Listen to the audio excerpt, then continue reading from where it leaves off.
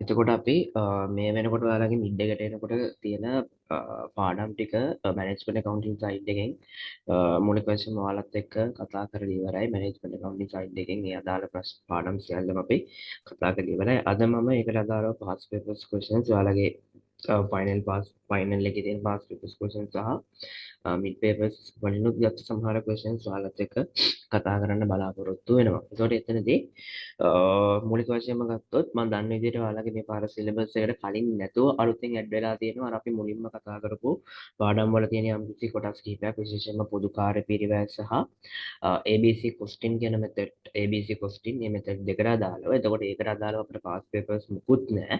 එතකොට ඒකට අදාළව ඔයාලා රෙකෝඩින් දීලා තියෙනවා. ඒ ප්‍රශ්නය දීලා තියෙනවා. ඒ දෙක පොඩ්ඩක් හොඳට බලා ගන්න හදන විදිය. මොකද ඊට අදාළව කිසිම පාස් පේපර් එකක් අපිට නැහැ. මොකද ඔයාලට සිලබස් එකට අලුතෙන් ඇඩ් වෙච්ච දෙකක් හින්දා. ඒ ඇර අනිත් කොටස් වලට අදාළව අපිට පාස් පේපර්ස් තියෙනවා. ඒතකොට අපි ඒකත් එක්ක අපි බලමු කොහොමද මේක හදන්නේ කියලා. මම මුලින්ම ඔයාලත් එක්ක 2022 ගිය අවුරුද්දේ තිබ්බ පාස් පේපර් ඒ ක්වෙස්චන් එක ඔයාලත් එක්ක මූලික වශයෙන්ම කතා කරන්න බලාපොරොත්තු වෙනවා.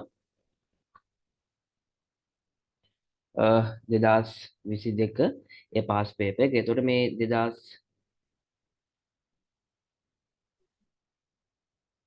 මම හිතනවා ඔයාලා පාස් පේපර්ස් වලට ඇටෙන්ඩ් වෙන්නේ නැති කියලා. මම මේක කරන්න කලින් මොකද ඒක තමයි වඩාත් වැදගත්ම දේ.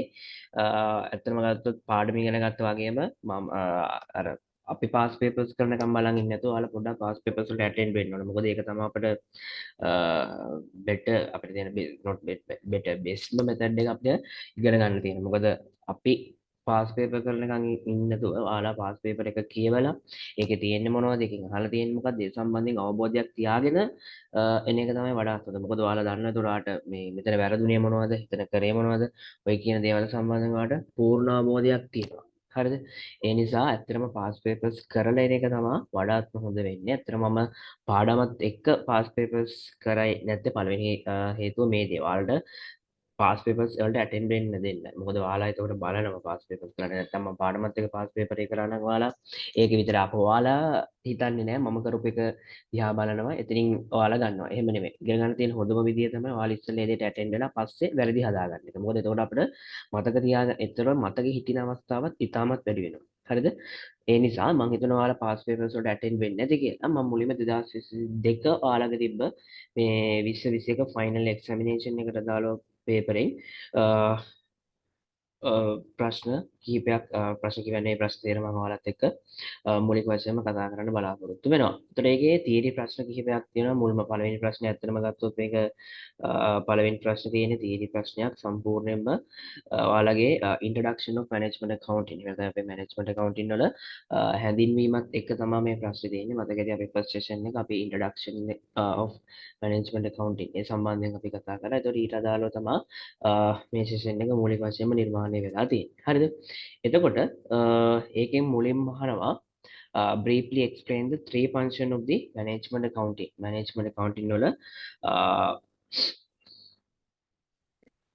three functions ඒකට අදාළව functions තුනක් briefly explain කරන්න කියලා. ඒ කියන්නේ මේ management accounting වල හැම නැත්නම් මේ කළමනාකරන ගිණුම්කරණය හරහා වෙන්නේ මොකක්ද ඒකේ මූලික වශයෙන්ම වෙන්නේ ඒකේ function වෙන්නේ මොනවද කියන එක ගැන තමයි එතනදී අහන්නේ. එතකොට අපිට සරලව කියන්න පුළුවන් මතක ඇති අපි නිර්වචනයේදී කිව්වා management accounting එක ඇතුලේ management accounting කියන්නේ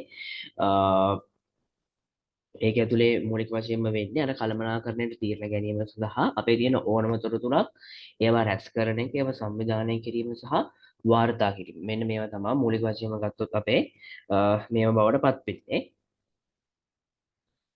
විනාඩියක් දෙන්න. පෙන් එක පොඩ්ඩක් අවුල් වුණා කියන එක විනාඩියක් දෙන්න.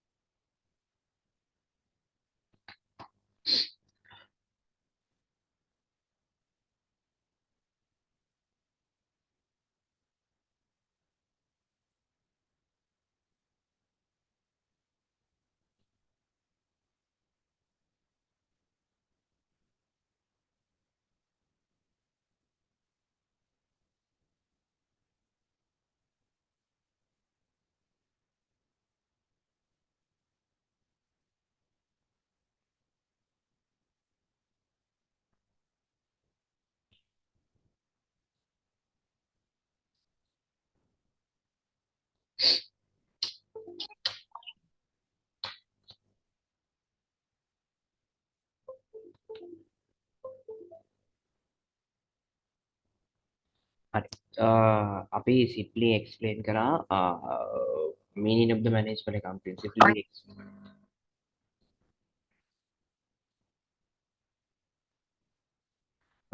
අපි explain කරා meaning එක management accounting කියන එක. අපි simply explain කරේ meaning management accounting විදියට the process of providing the information. We mention this as any kind of information. This can be financial or non-financial information, providing financial or non-financial. That means any information to management for the purpose of the decision making.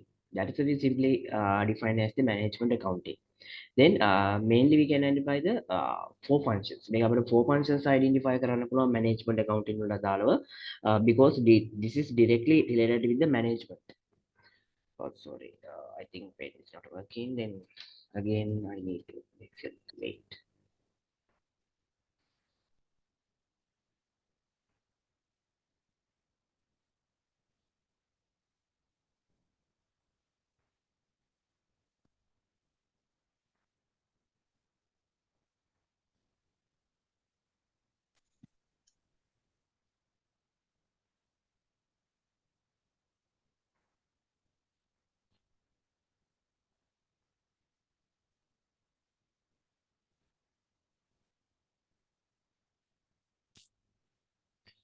Okay, then we have mainly four functions of the management accounting because it's a direct related to the management. I think all of you know the main function of the management. අපේ කළමනාකරණයේ තියෙන main function මොකද්ද?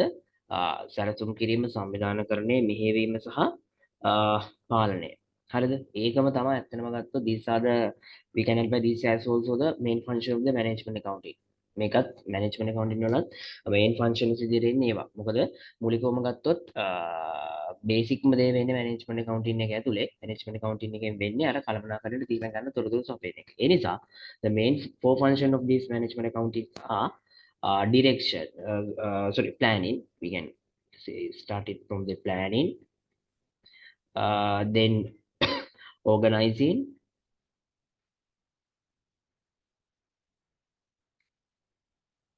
directing, and controlling. Controlling. These are the main function. Simply we call this as the main function of the management accounting. මේ තමයි management accounting කියන්නේ. ඒතර ඔයාලට explain කරන්න පුළුවන් මේ වගේ අදහස් වෙන දේ. ඒ කියන්නේ මේ වගේ මූලිකව මොකක්ද අදහස් වෙන්නේ කියන එක අපේ මේ වගේ planning mean අපි දන්නවා අනාගතයේදී කරන්න ඕන දේවල්. ඒ කියන්නේ as a business what we have to do and what are the main thing that we will do in we should do in the next year like that. අපි ඒව plan කරන්න ඕන. ඒක තමයි අපි planning එක යටතේ වෙන්නේ. So then you can explain this in the simple word what's the meaning of the planning. Then organizing අපි දන්නවා organizing කියලා කියන්නේ අපි ව්‍යාපාරයේ තියෙන සම්පත් ඒ අර ව්‍යාපාරයේ අරමුණු ඉෂ්ට කරගන්න අවශ්‍ය විදිහට අපිට එකට එකතු කරන්න ඕන. Simply we call this as organizing. Then directing mean අපි කියනවා ඒකට අර කියන්නේ ඉන්න පාර්ශවයන් මේ මිනිස්සු ඒ හැම දෙයක්ම ඒ අරමුණු දිහා ඩිරෙක්ට් කරන්න ඕනේ. ඒකට යොමු කරන්න ඕනේ. සහ කන්ට්‍රෝලින් කියන්නේ අවසාන වශයෙන් අවසාන වශයෙන් මේ අරමුණ ඉෂ්ට වුණාද නැද්ද කියන එක බලන්න. එතකොට අන්න ওই හතර තමයි අපි මූලිකවම ගත්තොත් මැනේජ්මන්ට් accounting වල main functions. කියන්නේ ඒතර ඒකෙන් අහන්න මෙතන function තුනක් deeply explain කරන්න කියලා. Then you can take these out main three function and explain these things. හරිද? ඒතර ඒක තමයි එතන බලාපොරොත්තු වෙන්නේ. simply වාට මේකේ සාමාන්‍යයෙන් ලකුණු දෙකක් වගේ allocate වෙන්නේ. නිසා ලොකු explanation එකක් අවශ්‍ය වෙන්නේ නැහැ. simply වාට පොඩි explanation එකක් මේකට අදාළව කරන්න පුළුවන්. ඊට පස්සේ එකේ දෙවෙනි ප්‍රශ්නය අහනවා explain three differences between financial accounting and management accounting. I think you can remember I explained the simply what are differences between the financial accounting and the management accounting or the cost accounting using different different aspect වලට අදාළව මම අපේ තියෙන financial accounting සහ management accounting අතර වෙනස්කම් කතා කරා. අපි basically ගත්තොත්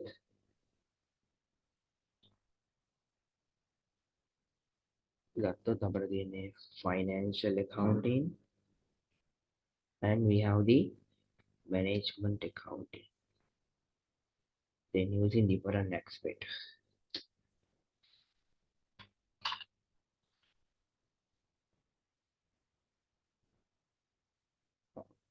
Then one aspect I mainly use the one aspect is the users of these. What who is the users of the financial accounting and who is the users of the management accounting? This is the one of the difference. I think all of you know. Mainly financial accounting. User of the financial accounting is the both internal and external parties. That means stakeholders. Simply we call this as stakeholders. That means including both internal and the external parties. But when we consider the management accounting, user of this management accounting are only the internal party. That means the management. Only the internal party. That means the management of the organization. These are the user of the management accounting. Then other aspect that I use to describe the differences between financial and management accounting is the uh, then I can get the uh, what type of the information they provide, or the type of the information they provide for their users. Then in the definition also we can identify the uh, definition එකෙත් අපිට තියෙනවා මූලික වශයෙන්ම ගත්තොත් අපි type එක ගත්තොත් financial accounting වල only we provide the financial information, only we provide the financial information. But when we come to the management accounting, we provide both financial and we provide both financial and non-financial information. මට විනාඩියක් දෙන්න.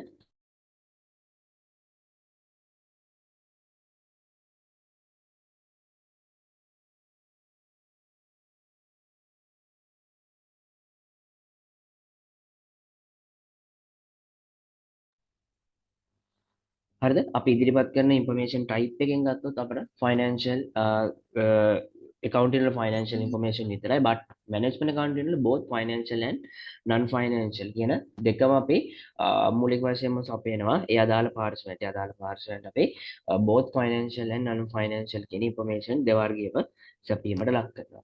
ඊට පස්සේ ගත්තොත් අපිට මේකේ තියෙන තව වෙනස්කමක්. ඒ කියන්නේ අපිට financial accounting සහ management accounting අතර තියෙන මූලික වශයෙන්ම ගත්තොත් තව වෙනස්කමක් අපිට ගන්න පුළුවන්. අපිට කියන්න පුළුවන් the usage of the accounting policies and the standard usage of the policies and the standard usage of the policies and the standard. I think all of you know in the financial accounting we have the accounting standard as well as the financial policies. We have the accounting standards as well as the other accounting policies. Then when we prepare the financial statement, definitely we should base on this accounting standard and these accounting policies. But when we come to the management accounting, we don't have any standard or policies. Completely this information of the report in the management accounting prepare based on the management requirement. No any standard or policies, no any standard or policies. Completely we prepare this report based on the management requirement. Management requirement. This is the another differences that we can identify between the financial accounting and the management accounting. Then another aspect that we can describe this is the format of the reports. When it comes to financial accounting, as I explained earlier, we have standard and policies as well as we have some structured format. I think all of you know. I hope all of you have subject of related to the financial accounting. I think all of you know in the financial accounting we have the structured format for the preparation of the profit and loss statement, for the financial statement, cash flows, changes in equity, like that. We have structured format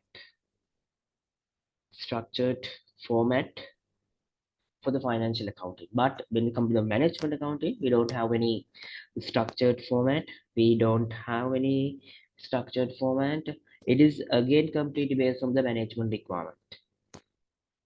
It's completely based on the management requirement. Then when we come to the legal requirement of these two, when we come to the Legal requirement, I think, or some of I don't know whether you have aware about that, but you have the Company Act. Based on the Company Act, every company should prepare their financial statement annually, and also when it comes to the other organization type, they also have some kind of the legal requirement to prepare their financial statement. That means when it comes to the financial accounting, it's a legal required to prepare the financial statement. Okay, it is a requirement. It is a legal requirement. It is completely coming from the act or some kind of the legal sources. But when it comes to the management accounting, it's not legal requirement. Again, it is a based on the management requirement. If the manager requires some kind of the report, then we can prepare a report and to share with them. Otherwise, they have no any legal requirement to prepare the report on the management accounting. Okay, we don't have any legal requirement for the management accounting. Then when we come to the another aspect, මේ තව aspect එකක් ගත්තොත් අපිට මේක අතර වෙනස කියන්න පුළුවන් coverage. That mean the uh, how about this report cover the organization. Okay, then we come to the financial accounting. Financial accounting is cover the whole organization. That mean all, I think all of you know, when we prepare the profit and loss statement, we prepare it for the whole organization, and balance sheet we prepare for the whole organization. අපි ඒක සම්පූර්ණ ව්‍යාපාරයටම අදාළව තමයි prepare කරන්නේ.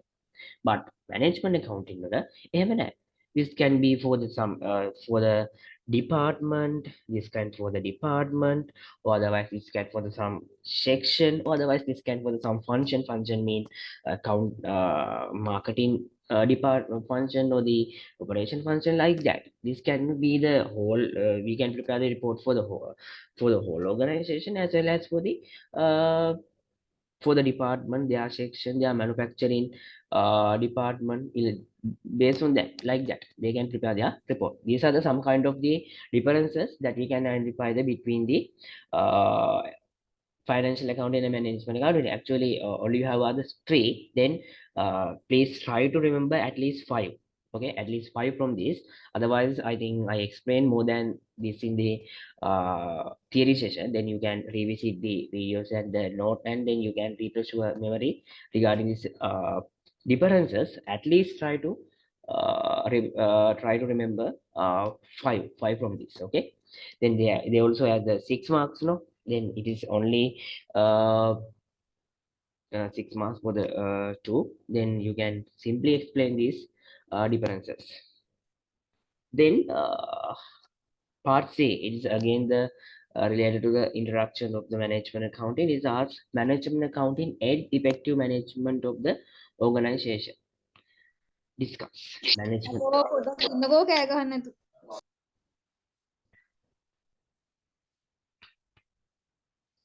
Management accounting aids effective management of the organization. ඒ කියන්නේ ඒක කියන්නේ management accounting එක උදව් කරනවා effective management of the organization. කියන්නේ අර management accounting එක අපේ අර organization එකේ management එකට effectively වැඩ කරන්න effective management එකකට උදව් කරනවා කියන අදහස තමයි එතන තියෙන්නේ. එතකොට එතනදී explain කරන්න ඕන points. Then this is completely then regarding the some kind of the theory part, some kind of the that you should have the overall idea about the management accounting for this explanation. However, I will tell what are the points that you should include in this explanation. First, you need to define what is the management accounting.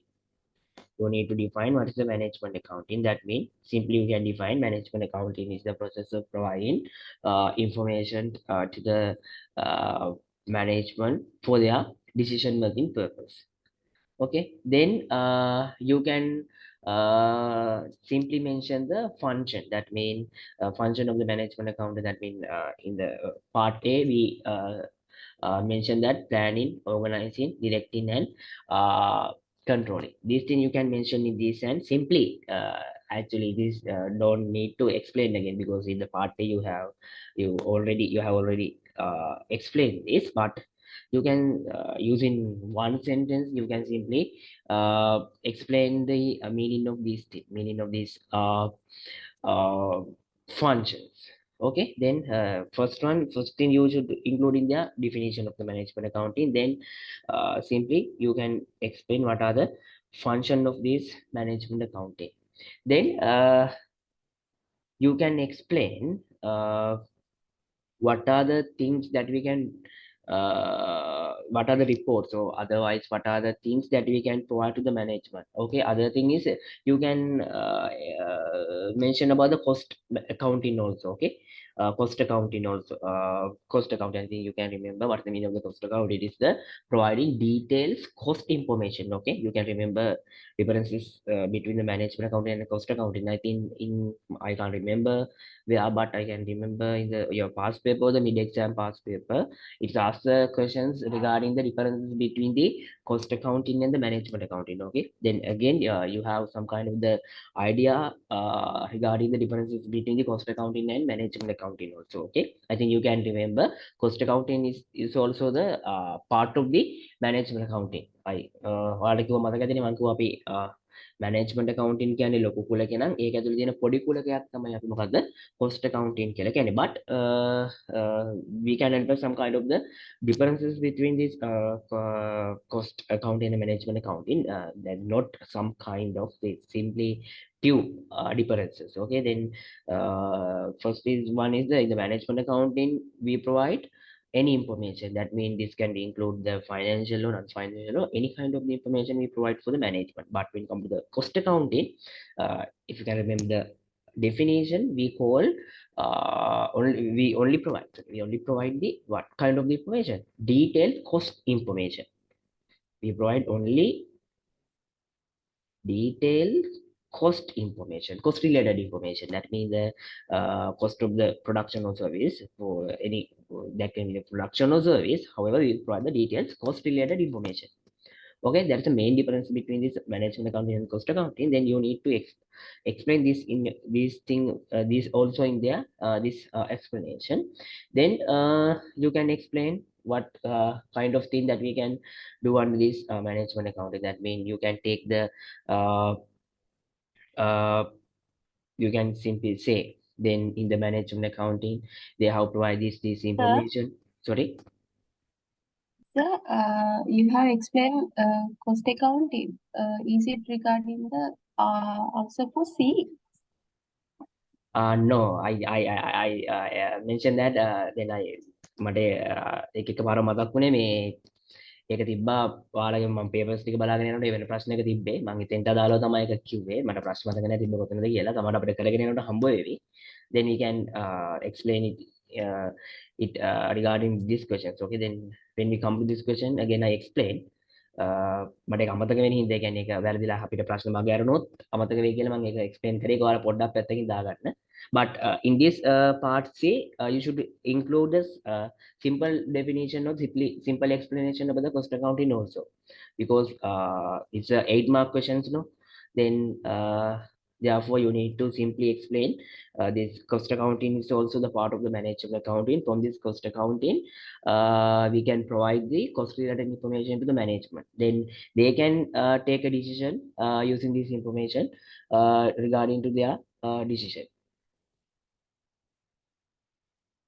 Okay, sir. Thank you. Yeah, then yeah, so instead of the functions can we explain the advantages. Then I will come this part. Okay, then after these functions, then I told you, then you need to explain the cost accounting part also. Then you need to explain the advantages of the management accounting, taking some kind of the example from the both management accounting part and the cost accounting part. That means ඔයාලට පුළුවන් example ගන්න like that. Then ඔයාලට කියන්න පුළුවන් දැන් cost accounting එක හරහා අපි දෙනවා production එකකට cost එකට අදාළව තොරතුරු. ඒ කියන්නේ cost එක කොහොමද වෙන්න ඕන නේද? දැන් අපි ගත්තොත් cost එක කොහොමද බෙදෙන්න ඕන? අපි overhead part එකෙන් කියනවා මෙන්න මෙහෙම cost එක බෙදෙන්න ඕන කියලා. ඒතර අපිට ඒක පොඩ්ඩක් explain කරන්න පුළුවන් මෙන්න මෙහෙම cost එක දෙනවා. ඒතකොට managers ලට පුළුවන් හරියටම භාණ්ඩයට අදාළව විකුණුම් මිල තීරණය කරන්න. They can decide the sales price of the production or service based on the cost information that we provided. like that අපි හැම explain කරනවා. ඒතර ඒක එක point එකක්. මම කිව්වාගේම අපිට management එකට පුළුවන් අපි දෙන ඒ cost information base කරගෙන price එක decide කරන්න සහ කොහොමද යාළගේ අනික් වැඩ කරන්න කියන එක යාළුවා decide කරන්න පුළුවන්. Then otherwise then you can take example as the CVP analysis. Okay, CVP analysis. Then in the CVP analysis, we simply analyze the what is the position of the organization, what is the current position and other factors. Again, අපි එතන බලනවානේ අපේ break even point එක මොකක්ද. Then what is the position now we are in and difference between these we call this as a safety margin. Like that, then we can provide this information to management. Then they can take a decision based on this whether uh, they should continue the organization or then what kind of the strategies that they should take to increase their production level or increase their sales like that. ඒ වගේ ගන්න පුළුවන්. ඒතර ඒක explain කරන්න පුළුවන් CVP analysis එකෙන්. පොඩ්ඩක් කියනවා CVP analysis එකෙන් මෙහෙම වෙන්නේ. ඒතර ඒකේ මේ information දෙන්න. ඒතර management එකට ඒ information පාවිච්චි කරලා තීරණයකට ගන්න පුළුවන්. මෙන්න මේ විදිහට ගන්න කියලා. Then otherwise we have the part of the relevant cost.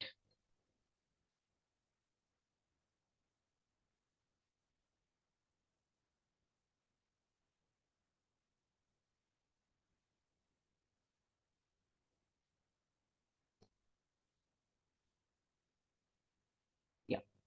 Then these things you can take example and explain. Then otherwise, yes, you can add the when we explain the management accounting, what's the meaning of the management accounting? Uh, Using the management accounting, then you can make the objective. That mean actually main objective is provide the information. No? The main objective is to provide information. Then when you count to the cost accounting also, it is a cost accounting has a mainly two objectives. First one is the provide cost related information and the control the cost. Using you can mention this in also. Okay, but only using this thing you can provide the answer for these questions because it is 8-mark questions. They ask what management accounting aids effective management of the organization. Then you need to prove this. හරිද? ඒක කියන්නේ effective management එකට වැඩ effective management of the organization. management එකේ කාර්යක්ෂම කළමනාකරණය සඳහා management accounting එක උදව් කරනවා කියන එකනේ. එතන කියන්නේ එක discuss කරන්න කියන්නේ. That mean you need to prove this. Okay. Therefore, like that, you need to take some kind of the thing from the as example and explain how it aids effectively manage the organization. Then I mentioned some kind of example. First one is the cost of the product. Then we can decide the sales. Otherwise, the CVP analysis. Using this, we can get idea about the position and take the strategies related to the organization. Then otherwise, we have the relevant cost concept. Using this relevant cost concept, then we can provide information whether this decision is feasible or not, like that. Then management can take a decision based on this. Then we based on the information we provided. Okay, then like this using example, I think at least 4 like this. But I mentioned first one cost. Then we can provide the cost information. Based on this, they can decide the sales price. Then other example I take CVP analysis. CVP analysis. Then they had the strategic decision. Then other thing is the relevant cost or irrelevant cost concept. Using these things, then they can take the decision, some kind of decision regarding the operation or day-to-day activities. Then otherwise, then you have the last lesson for this management accounting syllabus, the budgeting. Then in the budgeting part, then we can plan the whole organization future. Okay, then what kind of the thing that we should do in the future. Then if they have some kind of the mismatch or the resources, they have some kind of the problem regarding the resources, then we can take the decision regarding to these things. Like that, you can explain using this example. Okay, then I mentioned for example, then like that using example, you can explain how it aids to the effective management. Okay, ඒ වගේ ප්‍රශ්නයක් ආවොත් අර පොඩ්ඩක් අපි ඇත්තටම ගත්තොත් ඒක ඔයාලට අර සම්පූර්ණ පොඩ්ඩක් විෂය සම්බන්ධයෙන් ඇත්තටම දැනුම තියෙන එකත් අවශ්‍ය වෙනවා. සහ ඔයාලට ඒ වෙලාවට හිතලා උත්තරයක් දෙන්න පුළුවන් මේකට අදාළව කොහොමද මේක කරන්නේ ඒ සම්බන්ධයෙන්. හරිද? ඒ වගේ ප්‍රශ්නයක් ආවොත් දැන් ওই ප්‍රශ්නේ මම අපෝ අහන්නේ නැහනේ. ඔකේ එක පැති වලින් අහනවා. හරිද? ඒතකොට අහනකොට ඔයාලට හැකියාව තියෙන්න ඕන ඔයාලගේ තියෙන දැනුම පාවිච්චි කරලා මේ ප්‍රශ්නෙට උත්තරයක් දෙන්න. ඒතර මේ වගේ වෙලාවක ඔයාලා ඉස්සෙල්ලම නෝට් ඩවුන් කරගන්න තමන් මොනවද මේ ප්‍රශ්නෙට දෙන්නේ. හරිද? මොනවද මේ ප්‍රශ්නෙට දෙන්නේ. අන්න ඒ කියන දේවල් ඔයාලගේ ඔළුවේ තියෙන එක ඉතාමත් වැදගත් වෙනවා. හරි. Then question number 1 finished. Then we can come to the question number 2. Part 1, it's either differentiate the fixed cost and the variable cost with the example for each.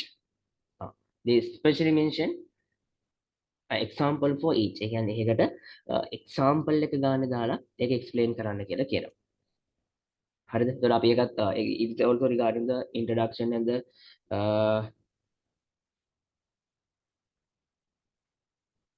මූලික වශයෙන්ම ගත්තොත් ඒක අදාළ වෙන්නේ අපේ අර cost classification part එකට. ඒක cost classification part එකේ මතක ඇති අපි based on the behavior of the cost we can divide cost into mainly three part. That mean variable cost, then fixed cost and semi-variable or semi-fixed cost. Then in this question they ask about the difference between the variable and the fixed cost. අපි simple example එක ගන්න පුළුවන් අපිට අපි කිව්වා variable cost එකේදී වෙන්නේ මොකද්ද? simply අපි කිව්වා variable cost එකේදී වෙන්නේ with the production level it increase. With the production level it is increase. ඒ කියන්නේ අපේ if the our production level is increase, cost also the increase. If our production level is decrease, cost also the decrease. That means it is completely move with the production level. It is completely related to the production level of the organization. If we don't have any production, then variable cost also the zero. අපි කියවනේ production එකක් නැත්තම් variable cost එකක් මොකද්ද වෙන්නේ?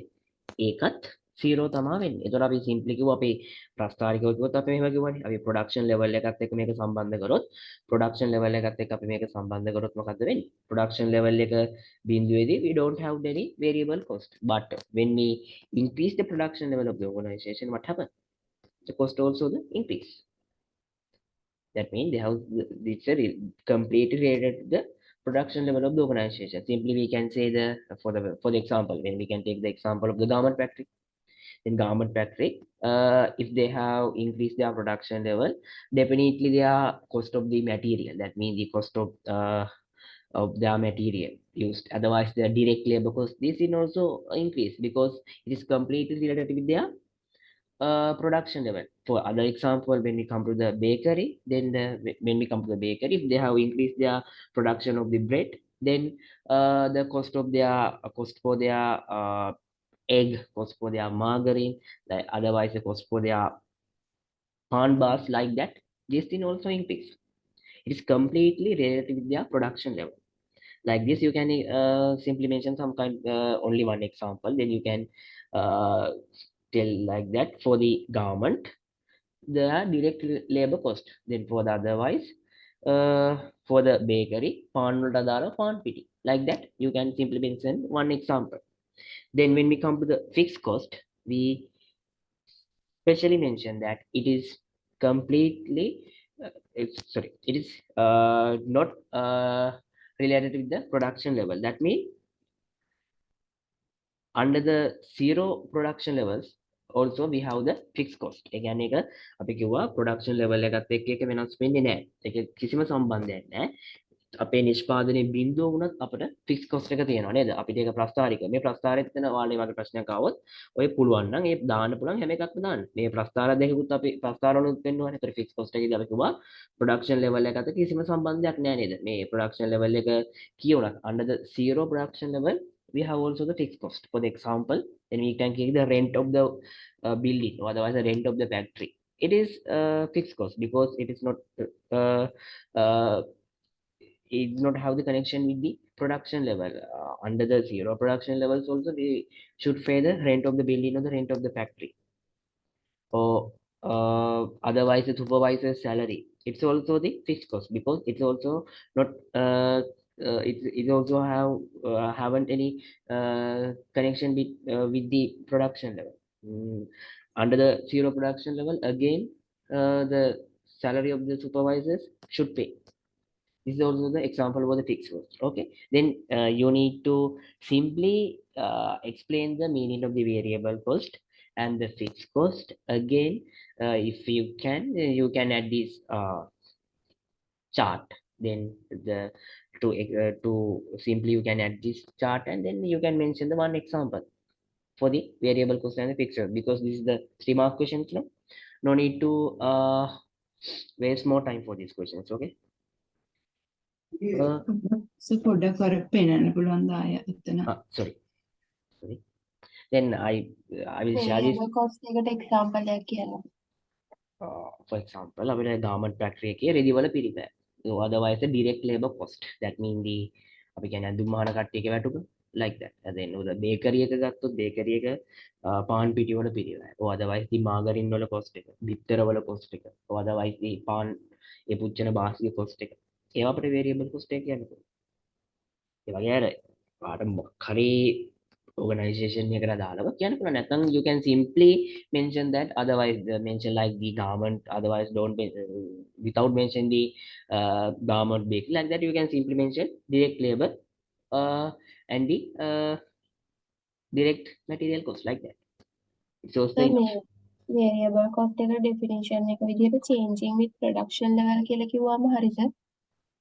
Yeah, you can mention that the variable cost is the cost that changing with the production level. That means if the production level increase, cost also the increase, and otherwise production level decrease, cost also the decrease. I think the mid examination, I hope like this question I hope they don't ask.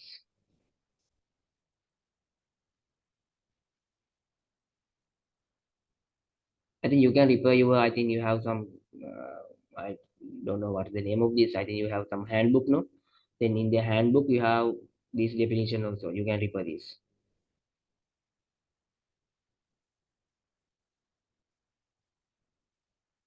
Okay. Part B, it is related to the CVP analysis. Briefly explain the terms of contribution and the margin of safety. අපේ දායකය කියන එක සහ margin of safety කියන එක briefly explain කරන්න කියලා කියනවා. එතකොට ඒකේ contribution අපේ දායකය කිව්වේ මොකද්ද? ඒකට අපිට ඇත්තටම simply we can explain this as the amount after deduct variable cost from the sales price per unit variable cost after deduct. It's the amount that after deducting variable cost per unit from the sales price per unit. That's the simple meaning of the contribution. Otherwise we don't have any definition for this, for the contribution. අපි කිව්වා contribution එක කියලා කිව්වේ මොකද්ද? Simply කිව්වේ per unit selling price එකෙන් අපේ per unit selling price එක තියෙනවා. Per unit selling price එකෙන් අපි අඩු කරනවා what? Per unit variable cost එක. Per unit variable cost එක. Then we can simply get the contribution per unit. Then you can simply explain contribution mean amount that after deducting per unit variable cost from the per unit selling price. Then you can simply illustrate this. That means per unit selling price deduct per unit variable cost.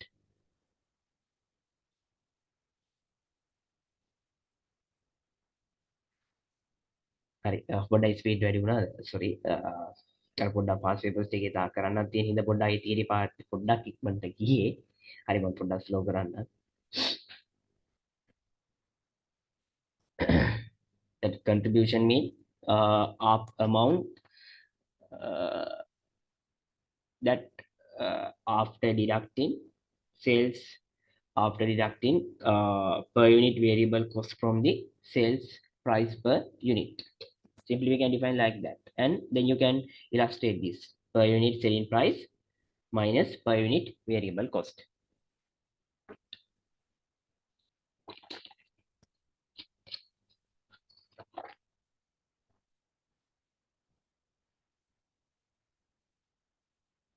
Then ඔයාලට මගේ අර theory part එක බැලුවොත් ඒකේ completely you can take the idea about this. Okay, මම ඒක පොඩ්ඩක් වැඩිපුර කතා කරනවා නැතනේ. එතනින් ඔයාලට මේක සම්පූර්ණ idea එක ගන්න ඕන නම් එතනින් ගන්න පුළුවන්. ඊට පස්සේ අපෙන් අහන්නේ margin of safety. ඒකෙත් අර ලකුණු හතරකට යන්නේ නිසා ලොකු දෙයක් එතන අවශ්‍ය වෙන්නේ නැහැ. ඒ කියන්නේ contribution and margin of safety නේ. ඒතකොට ලකුණු දෙක දෙකනේ බෙදලා යන්නේ. එතකොට ලොකු දෙයකට අපි එතන explain කරන්න අවශ්‍ය නැහැ. simply explain කරා. අර මං කිව්වා වගේම ඒක ගණනය කරන විදිය පෙන්නනවා. ඊට පස්සේ margin of safety. මොකද අපි margin of safety කිව්වේ?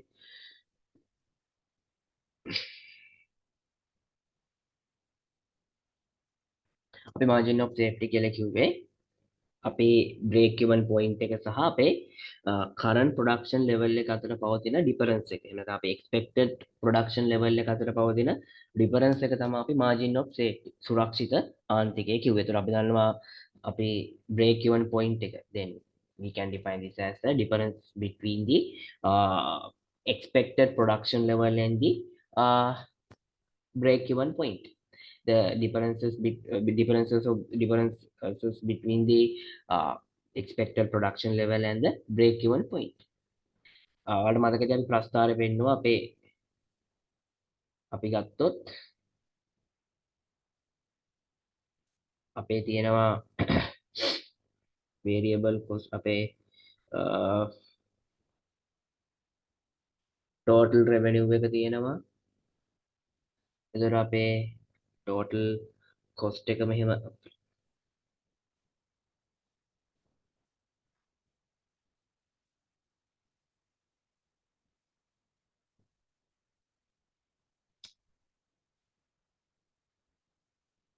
total revenue එක තියෙනවා. Then we have the total cost. අපේ total cost curve එකත් කොහොම යනවනේ. total cost curve එකට අපේ break even point එක කියන්නේ ඔය දෙන්න සමාන වෙන දෙනනේ නේද? අපි break even point එක කියන්නේ මොකද්ද? Point that we don't have any profit or loss. ඒ කියන්නේ අපිට profit එකක් loss එකක් නැති point එකනේ අපි break even point එක කියලා ගන්නේ. Point that we don't have any profit or loss. That means total revenue equal to the total cost.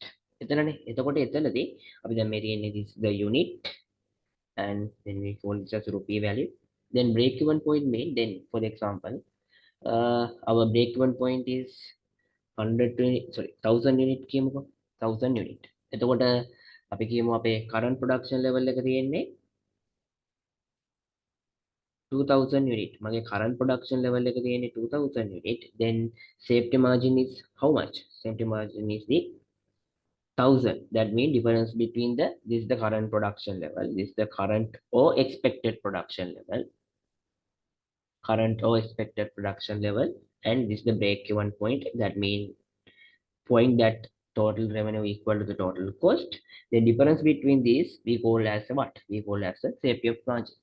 Then otherwise when we can say this as a rupee value also. That means this point represent the break even point from the rupee value, break even point rupee value, and this is the current production level rupee value. Then difference between these we can simply call this as a safety margin from the rupee.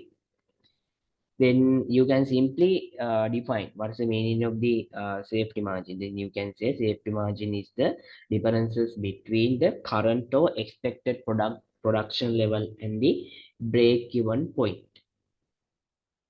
Then ඔයාලට ඒක ඕන illustrate කරලා පෙන්නන්න පුළුවන්. දැන් මෙතන rupees මේ එතනද expected value එක BEP එකට උඩින් තියෙන RS කියලා දාලා තියෙන එකද expected value එක? sorry මෙතන මේ rupees කියලා දාලා තියෙන්නේ BEP ඒ තියෙන්නේ ඒ current production level එකේ revenue එක. හරිද? මම current production level එකේ මේ revenue curve එකනේ මම ගත්තේ. ඒ තියෙන්නේ current production level එකේ revenue එක. ඔයාලට ඔක further ඕන නම් recording එකට ගිහිල්ලා බලන්න. එතන මම explain කරනවා මේ වෙන්නේ කොහොමද, ඒ දේවල් වෙන්නේ කොහොමද කියන එක. එතනදී මේ තියෙන අපේ revenue එක. ඒ කියන්නේ current production level එකේ මේ 2000 ගිහිල්ලා revenue curve එකෙන් එන්නේ. current production level එකට දාලා revenue එක. එතකොට ඒ revenue එකයි මේ තියෙන්නේ කොහොමද අපේ break even point එකේ revenue එකනේ. break even point එකේ revenue එකනේ. එතකොට මේ දෙක අතර වෙනස තමයි rupee value එකෙන් safety margin එක වෙන්නේ.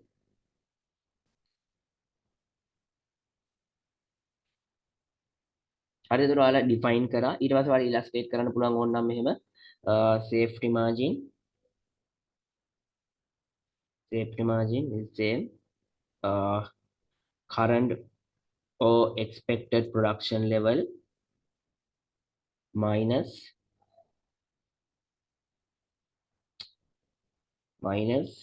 break even point.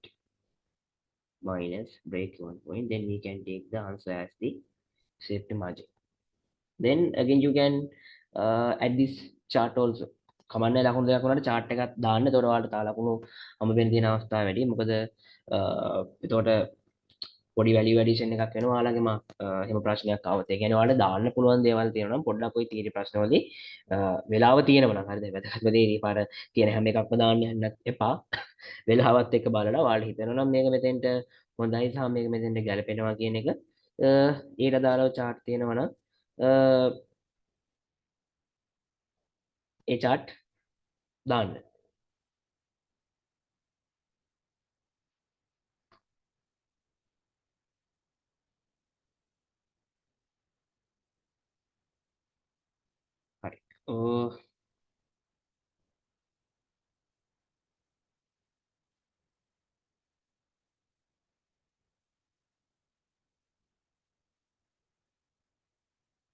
හරි. ඊළඟට ඒ තීරි ප්‍රශ්නේ ඊළඟ එකත් අදාළ වෙන්නේ break even point එකට අදාළවම තමයි. එතන අහන්නේ මොකද්ද? The margin of safety ensure that the firm makes a profit after covering its operating cost. Discuss the validity of this statement. මොකක්ද ඒක කියන්නේ? margin of safety. දැන් අපි කියවනේ margin of safety. දැන් අපි මේ chart එකේ කිව්වා margin of safety කියන්නේ අපේ break even point එක සහ අපේ current production level එක අතර පවතින number of units sorry මේ දෙක අතර පවතින difference එකනේ. එතකොට ඒ ඩිෆරන්ස් එක ගත්තොත් ඒ ඩිෆරන්ස් එකෙන් අපි පෙන්නන්නේ අපි කොයිතරම් ආරක්ෂිතද මොකද අපි දන්නවා at the break even point total revenue equal to the total cost we don't have any profit or loss it is a zero ඒක 0 නේ ඒ කියන්නේ at that point we cover all operation expenses at the point of break even point we cover the all expenses that mean in the revenue we simply call this as a revenue is 1000. Then after deducting variable cost, for example, we can take 106,000. Then fixed cost, then 400. Then profit is 0. That means after covering all operation expenses. එතනදී මේ safety margin එකේදී sorry break even point එකේදී අපේ සේරම expenses ඒ කියන්නේ අපේ operational expenses cover කරාට පස්සේ මූලික වශයෙන් sorry not operational expenses for the all expenses okay අපි කියන්නේ අපේ තියෙන සේරම කියන්නේ not අපි කියන්නේ අර මේ අපි accounting වලදී කියන්නේ මොනවද මේ ප්‍රාග්ධන ස්වභාවයේ වියදම් නෙවෙයි හරිද අර මේ අයබාර ස්වභාවයේ වියදම් ටික කවර් කරාට පස්සේ ව්‍යාපාරයේ තියෙන අයබාර ස්වභාවයේ වියදම් ටික කවර් කරාට පස්සේ අපිට එතන එන පිළිතුර බිඳුවක් වෙන තැන තමයි break even point එක. කියන්නේ සරලවම අපේ profit එක බිඳුවක් වෙන තැන. ඒ කියන්නේ අපේ revenue එකෙන් මගේ තියෙන සේරම ඒ අර අයබාර ස්වභාවයේ පවතින වියදම් ටික කවර් කරාට පස්සේ තියෙන point එක තමයි break even point එක කියන්නේ. එතකොට දැන් අපි මේ current production level එක දැන් අපි මේ උදාහරණයක් ගත්තොත් දැන් current production level එක ගත්තොත් current production level එක 2000 නේ. ඒ කියන්නේ අපේ අර profit එකට වඩා ඉස්සරහට ගිහිල්ලා තියෙන. ඒතර එතන ඉඳලා ගත්තොත් දැන් මෙතන ඉඳලා ඉස්සරහට මේ unit 1000 ඉඳලා ඉස්සරහට ගත්තොත් අපිට යම් profit එකක් ගන්න පුළුවන්. ඒ profit එකක් ගන්න පුළුවන් වෙන්නේ මේ ඔයාලට පේනවා දැන් මම for this point අපි දැන් මේ ඉඳලා 10 point එකේ ගත්තොත් total revenue එක මෙච්චරයි. total cost එක කීයද? මෙච්චරයි නේද? total cost එක වෙන්නේ මෙච්චරයි. එතකොට ඒ දෙක අතර ඩිෆරන්ස් එක වෙන්නේ මොකද්ද? අපේ profit එක. ඒ දෙක අතර ඩිෆරන්ස් එක බවට පත් වෙන්නේ අපේ profit එක. ඒ කියන්නේ break even point එකෙන් පස්සේ අපිට profit වලට යන්න පුළුවන්. මොකද එතනින් පස්සේ අපි උපයන හැම ආදායමක්ම දැන් ඊට කලින් උපයන ආදායම මට සම්පූර්ණයෙන්ම මගේ තියෙන expenses cover කරන්න use කරන්න වෙනවා. හරිද? අපේ ව්‍යාපාරයේ තියෙන expenses cover කරන්න use කරන්න වෙනවා. හැබැයි දැන් මෙතනදී ගත්තොත් මෙතනදී ඊට පස්සේ අපි 1000න් පස්සේ විකුණන හැම යුනිට් එකකදීම අපිට ඒක ප්‍රොෆිට් එකක් විදිහට ගන්න පුළුවන්. මොකද මම යුනිට් 1000 වෙනකොට මගේ සේරම එක්ස්පෙන්සස් කවර් කරලා තියෙන්නේ. සේරම එක්ස්පෙන්සස් කවර් කරලා තියෙන්නේ. හරිද? ඒතකොට ඒක තමයි මෙතන අහලා තියෙන්නේ. ඒක තමයි මෙතන අහලා තියෙන්නේ මොකද්ද? The margin of safety ensure that the firm makes a profit after covering its operating cost. ඔව්. safety of margin එකෙන් පෙන්නන්නේ එයාගේ operating cost එක cover කරාට පස්සේ ඒ කියන්නේ break even point එකේ වෙනකොට සේරම operating cost cover වෙලා මගේ profit එක 0 වෙනවනේ profit or loss නැති තත්යකට එනවනේ. ඒතර එතනින් පස්සේ තමයි මම profit උපයන්න ගන්න. මට profit එකක් හම්බ වෙන්න ගන්න එතනින් පස්සේ. එතකොට ඒ safety of margin එකෙන් පෙන්නන්නේ යන්නේ ඒක. මගේ සිටුේෂන් එක කරන්ට් සිටුේෂන් එක මේ යුනිට් 1000 කියන්නේ මට ප්‍රොෆිට් උපයන්න තියෙන අවස්ථාව. හරිද? ඒතකොට එතනදී ඇත්තටම අර කලින් ක්වෙස්චන් එකට chart එක දාන්න නැතුව අපි ඇත්තට මේ ක්වෙස්චන් එකට chart එක දැම්මොත් තමයි වඩාත් නිවැරදි වෙන්නේ. මොකද අපිට ඒක chart එකකින් එක්ස්ප්ලේන් chart එකක් දාලා ඒක පෙන්නලා කියන්නේ ඉලස්ට්‍රේට් කරලා මේ විදිහට පොඩ amount දාලා ඉලස්ට්‍රේට් කරලා පෙන්නලා ඔයාලා කිව්වනම් හරි. එතන ඒකට ඔයාලා කියන්න ඕන at the break even point they don't have any profit or loss. That means at the break even point they cover all related expenses using their revenue. එතකොට යාට කිසිම profit or loss එකක් නැහැ. But after this break even point they can earn the profit because their total revenue is greater than their total cost after this break even point.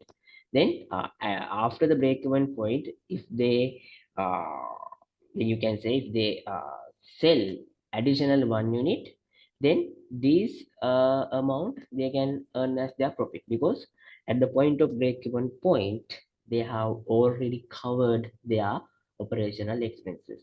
That means this 1000 unit, that means this break even point represent their profit gap. ඒක අර යාගේ profit gap එක unit profit එක gap එක විදිහට අපිට explain කරන්න පුළුවන්. අන්න ඒ කතාව ඔයාලට තේරෙන විදිහට ඔයාලා එතන explain කරා නම් හරි ඔය වගේ ප්‍රශ්නයක් ඇහුවොත්. හරිද? ඒතකොට එතනදී ඔයාලා chart එක දාන එක තමයි වඩා සුදුසු වෙන්නේ. මොකද කලින් ප්‍රශ්නේ ලකුණු දෙකක් නේ. හැබැයි මේ ප්‍රශ්නෙට ආවොත් මේ ප්‍රශ්නේදී ලකුණු පහක් තියෙනවානේ. ඒතකොට ඒක explain කරලා මේ chart එක දාලා දැම්මනම් ඒ ලකුණු පාට හොඳටම ඇති. ඊට පස්සේ අපිට එනවා වැදගත්ම කොටස අපේ කැල්කුලේෂන් පාර්ට් එකට. මේක ඉතාමත් වැදගත් වෙනවා. මෙතන අපිට දීලා තියෙන්නේ 1 යුනිට් එකකට අදාළව නේද? ඔව්. එක යුනිට් එකකට අදාළව තමා දීලා තියෙන්නේ. එතකොට අපිට එක යුනිට් එකකට අදාළව විතරක් නෙමෙයි අපි බලමු. මූලික වශයෙන්ම ගත්තොත් යුනිට් දෙකකට අදාළව නම් මට දැක්ක විදිහට පාස් පේපර්ස් වල තිබෙන්නේ නැහැ. ඒ හැබැයි මට හිමුණු ප්‍රශ්න අහුවෙන එකක් නැහැ. හැබැයි ඒකත් ආපහු බලා ගන්න. හරිද? මම මේ පටන් ගන්න කලින් කියන්නේ ඒකේ සෙෂන් එක කරලා තියෙනවනේ. ඒතර ඒකට අදාළව බලන්න යුනිට් එකකට වඩා වැඩිපුර තියෙන අවස්ථාවක ඒ කියන්නේ අර මල්ටිපල් ප්‍රොඩක්ෂන් එකක් තියෙන වෙලාවක කොහොමද බ්‍රේක් වන් පොයින්ට් එක ටික කැල් කරන්න කියන එක බලන්න. අපි මේ ප්‍රශ්නේ බලමු. මේ ප්‍රශ්نين අපි පොඩ්ඩක් අපේ කලින් මතක අලුත් කරගමු.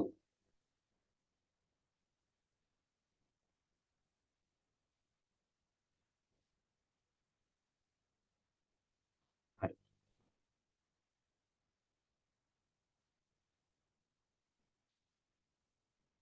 මේ ප්‍රශ්නේ කියනවා ABC PLC is currently planning to introduce the new product to the market. The following are the estimates related to the manufacturing and selling of this new product during the next financial year. The following are the estimates relating to the manufacturing and selling of the new product during the next financial year. එන අවුරුද්දට දාලා තමයි දීලා තියෙන්නේ. එතකොට එන අවුරුද්දට දාලා raw material cost per unit 30, direct labor cost per unit 35, direct expenses per unit 50. ඊළඟට annual fixed manufacturing cost. Annual fixed manufacturing cost එක දීලා තියෙනවා 5,85,000යි. Then annual fixed selling distribution expenses 2,70,000යි and estimated selling price එක දීලා තියෙනවා 130 විදියට අපිට දීලා තියෙනවා. හරිද? ඒතර අපිට දීලා තියෙන්නේ just මේ simple තොරතුරු ටිකක් දීලා තියෙනවා. මෙයාගේ විචාල පිරිවැන් per unit විචාල පිරිවැන් සහ per unit selling price එක සහ fixed cost එකට අදාළව අපිට තොරතුරු මූලික වශයෙන්ම මෙතන දීලා තියෙනවා.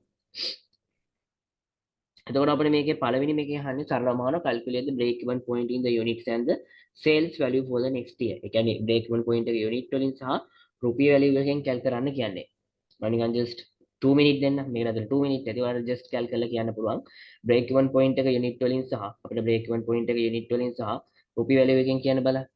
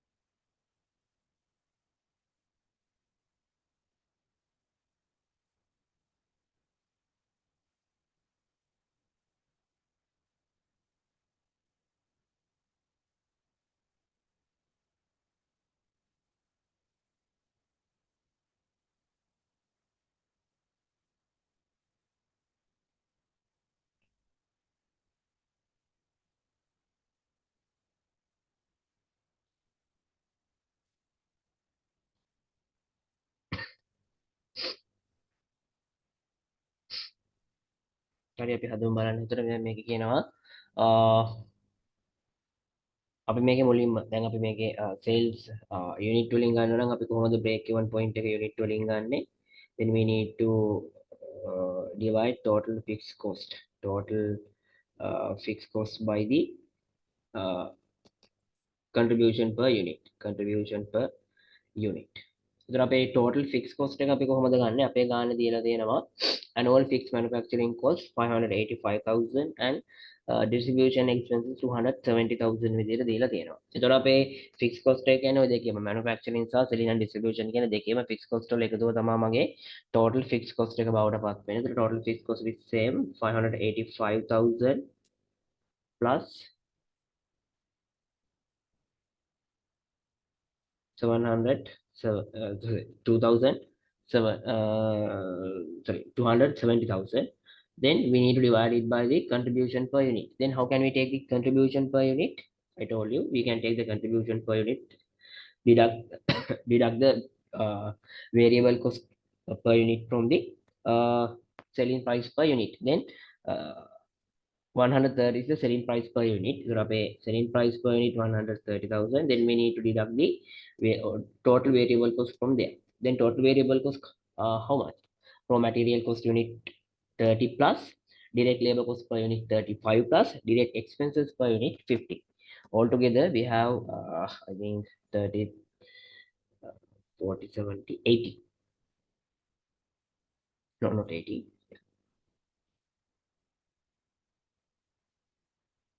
35 plus 15 that is 80. Yeah, 80. Then we can take the contribution per unit 130 minus 80 is 50. 50 per unit. That means contribution per unit how much? It's the 50. But a contribution per unit එක ගන්න පුළුවන් 50 විදියට. එතකොට මම මොකද කරන්නේ? ඔන්න මේක බෙදන්න ඕන 50 වලින්. එතකොට 5,85,000ට 2,70,000 එකතු වුණාට පස්සේ 8,55,000. Then we need to divide it from the 50. Then from the units 17,100 units. Our units selling calculation 17,100 units only. Then we need to take this as the rupee value. We need to take the rupee value. අපි මේකේ units වගේම rupee value එක ගන්න. එතකොට අපිට break even point එක rupee value එක කෙලින්ම ගන්න පුළුවන් විදිය තමයි කොහොමද? මම මේ 17,100 multiple by the what? Selling price per unit. මට ඒක selling price per unit වලින් වැඩි කරාම ගන්න පුළුවන්. කියන්නේ 17,100 වැඩි කරනවා 130,000 වලින්. එතකොට අපිට කෙලින්ම එනවා මිලියන 2,23,000ක් විදියට එනවා. එහෙම නැත්නම් අපිට මේක තාකල් කරන්න පුළුවන් විදියක් තියෙනවා කොහොමද? Then we need to divide total fixed cost by the CS ratio නේද? Sales to contribution ratio. Sales to contribution ratio එකෙන් අපි එක බෙදන්න ඕනේ. ඒතර අපේ total fixed cost එක ඒතර අපේ කීයද තියෙන්නේ? අපි total fixed cost එක අපි අරගෙන තියෙනවා 855,000. Then we need to divide it from the CS ratio. Then how can we take the CS ratio? CS ratio, simply we can divide contribution per unit from the sales price per unit. Then contribution per unit is the 50. Then we need to divide it from the selling price per unit. Then 50 divided by 130. Oh, that is not correctly right. There is some decimal. Then we can take as nearest one. But nearest එකට ගත්තොත්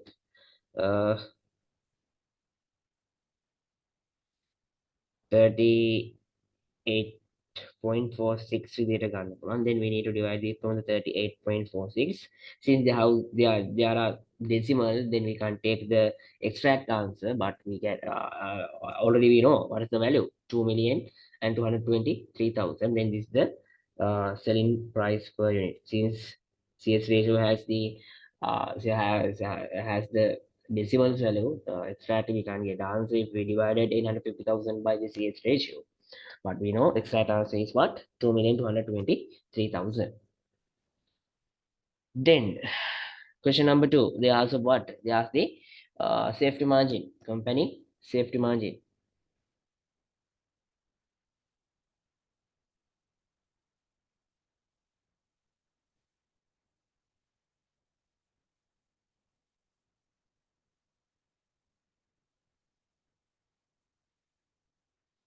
Safety margin. Then how can we take the safety margin? I told you. Then we can deduct the break-even point from what? Break-even point from their current production level or the expected production level. Then how much their expected production level?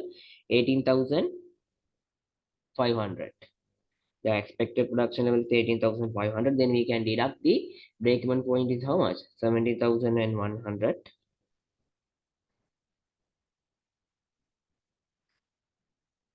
Then we can get answer as a 1,400 as their what? 4,000 sorry, 1,400 as their safety margin in the unit. They ask from the unit, no?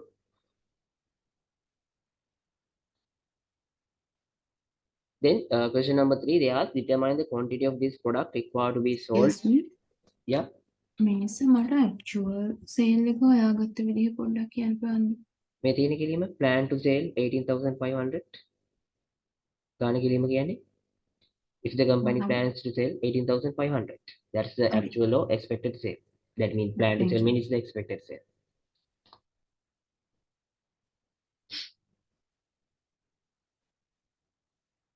ඒකේ රුපී value එක හොයාගන්නේ කොහොමද?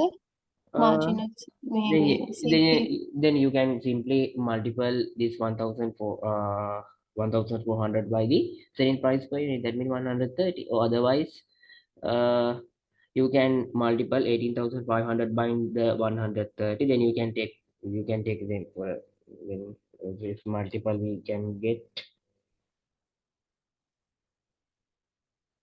18,500.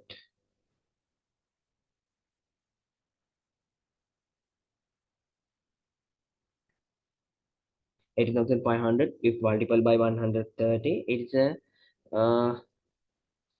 2,004,000 and sorry 405,000. Then we can minus our break-even point sales value with how much? 2,223,000. Then we can get the break-even sorry safety margin from the rupee value. Or otherwise, you can simply multiple this 1,400 by the 130 selling price per unit.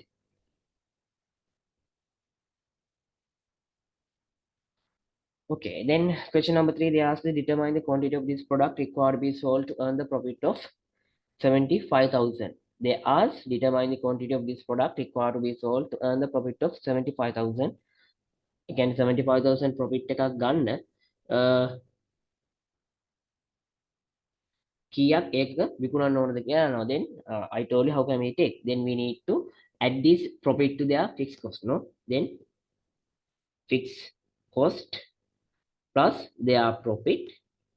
Then we need to divide it from their contribution per unit. Then how much their fixed cost? It's 855,000 plus they have profit. How much? 75,000. Then we need to divide it by the 50 contribution per unit. Then we can simply get their quantity of this product that we need to sell to earn this profit. 8,500. Sorry.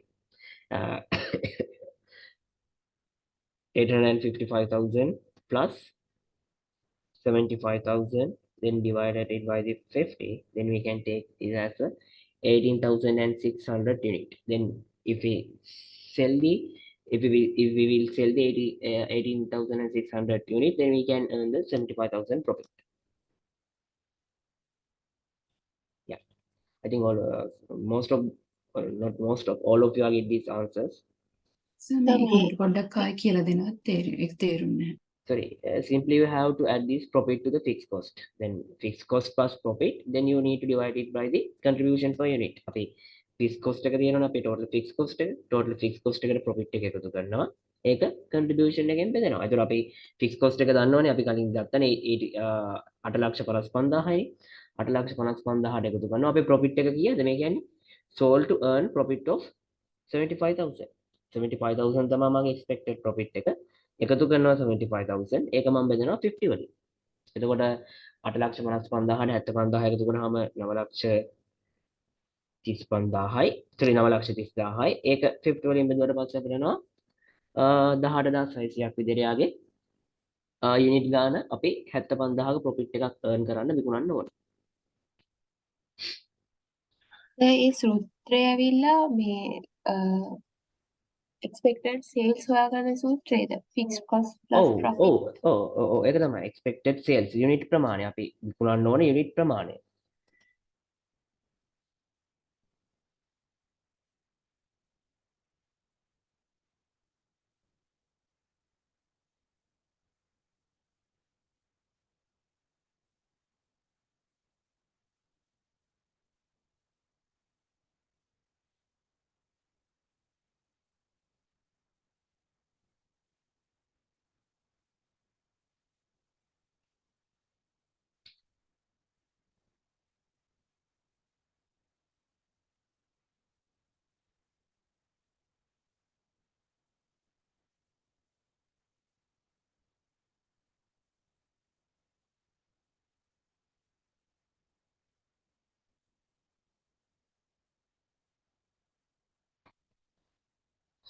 හ්ම්.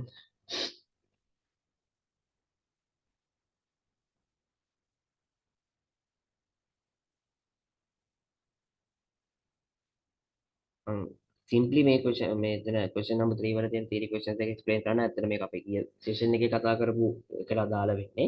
එතන differentiate කරන්න කියනවා relevant cost එක සහ relevant cost එක. ඒක ඔයාලට මතක ඇති කොහොමත් අපි කිව්වා අදාළ පිරිවැය කියලා කියන්නේ if we have if our cost will increase from the some kind of the decision or otherwise this decision will make the opportunity cost. Simply we can define this as a relevant cost. ඒක අපි relevant cost එකක් කියලා කියනවා. ඒ කියන්නේ අපේ ගන්න තීරණයක් නිසා මට දැනට තියෙන පිරිවැය වැඩි වෙනවද? ඒ කියන්නේ ඒක විචල්්‍ය පිරිවැය වෙන්න පුළුවන්, ස්ථාවර වෙන්න පුළුවන්. ඒක වැඩි වෙනවා නම් ඒක අපි හෝ otherwise ඒක අපිට ආවස්තික පිරිවැයක් නිර්මාණය කරනවා නම් අන්න ඒක අපි relevant cost එකක් කියලා කියනවා. ඒතර ඔයාලා එතන differentiate කරන්න කියන එකේදී ඔයාලා definition එක ලිව්වා නම් හරි relevant cost mean relevant cost එකට අදාළ definition එක කිව්වා නම් හරි relevant cost mean if some kind of the decision will increase the cost or otherwise this decision will make the opportunity cost. These type of cost we call as the relevant cost. Relevant cost mean if some decision will be made will be increased. So it will be increase the cost. This cost can be this cost can be variable cost or the future variable cost, the fixed cost වරහන් වහලා or otherwise this decision will generate opportunity cost. These cost simply call as the relevant cost. ඒව තමයි අපි relevant cost එක කියන්නේ. ඊළඟ irrelevant cost එක කියන්නේ ඔක අනිත් පැත්ත. ඒ decision එක නිසා it will not increase it will be not increase the cost that in any variable or the fixed cost or otherwise it will not generated the opportunity cost. Simply we call this as a relevant cost. ඒකේ definition එක ලියුවා නම් හරි ලකුණු දෙකයිනේ තියෙන්නේ. ලකුණු දෙකට definition එක ලියුවා නම් හරි. එතකොට ඔයාලා ඒකේ definition එක ඇත්තම ගත්ත මේවයි theory පාඩුත් මේවයි වැදගත්. හරිද? ඒ නිසා ඔයාලා again recording එක අහන්න සහ ඔයාලගේ තියෙනවනේ ඔයාලගේ handbook එක ඔයාලා වචනත් එක්ක familiar වෙන්න, definition එක පොඩ්ඩක් familiar වෙන්න. ඒ නිසා ඒ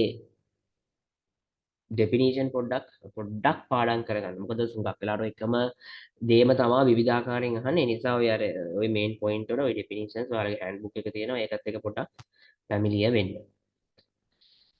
ඊට පස්සේ part B අහනවා committed cost is the future cost. committed cost කියන්නේ අපි already incurred cost. එහෙම නැත්නම් දැනටමත් දරපු cost එක තමයි. sir irrelevant cost එක කියන definition එක අරකම එතන irrelevant cost එක අපිට යන්න පුළුවන් if some kind of the decision, if some kind of the decision will be not increase the cost, if we not increase the cost, or otherwise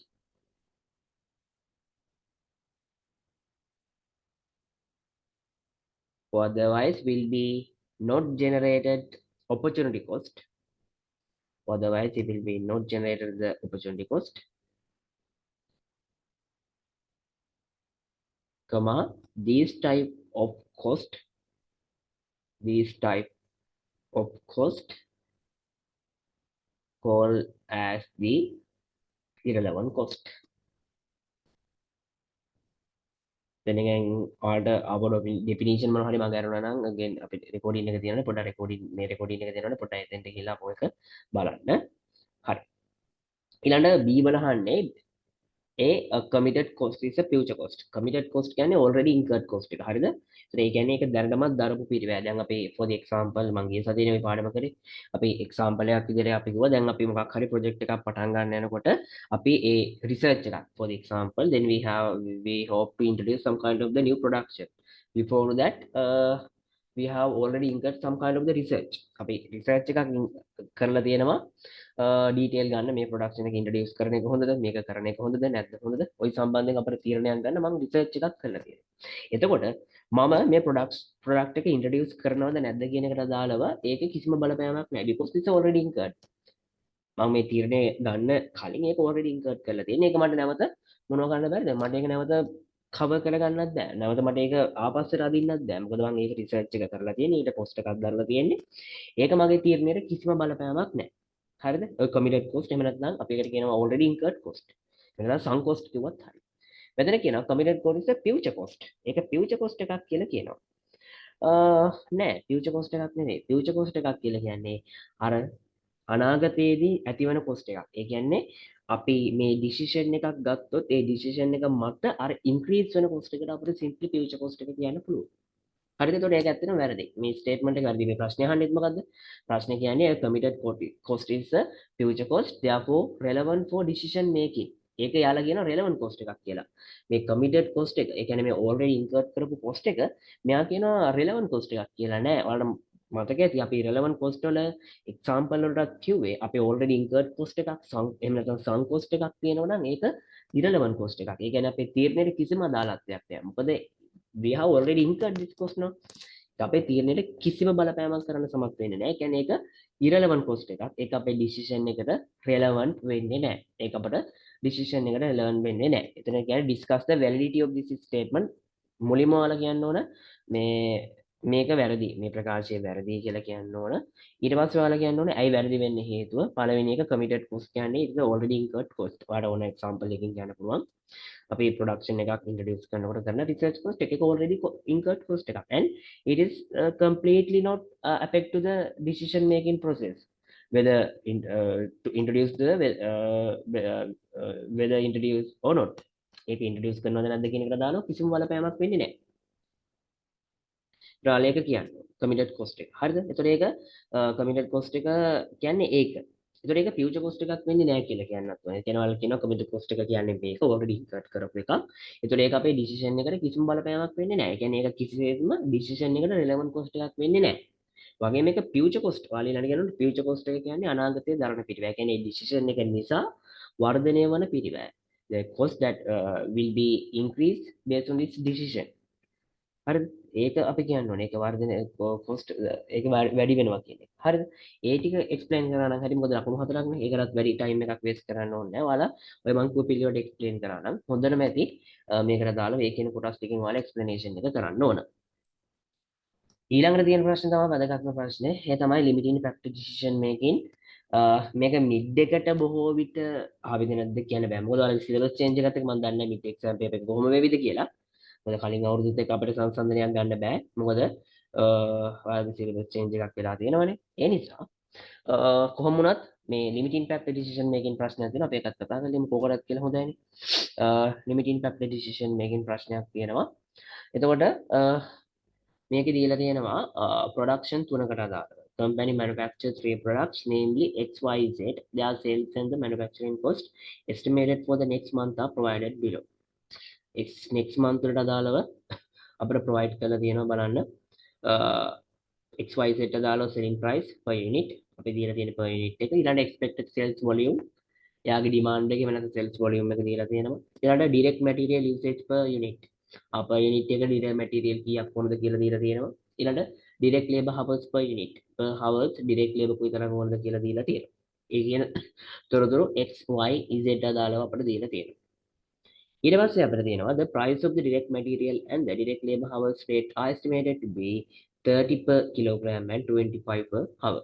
ඒ කියන්නේ kilogram එකක් රුපියල් 30ක් සහ පැයකට රුපියල් 25 ගාණ ගෙවනවා කියලා කියනවා. Then the variable overhead is charged at the rate of 10% per direct labor hours. ඒ කියන්නේ යාගේ variable cost එක දීලා තියෙනවා. ඒ කියන්නේ යාගේ variable cost එක දීලා තියෙනවා absorb කරන්න. එහෙම නැත්නම් අපි කියන්නේ අර අවශෝෂණය අපි කියන්නේ අර අන්තර්ග්‍රහණය කරන්නේ කොහොමද?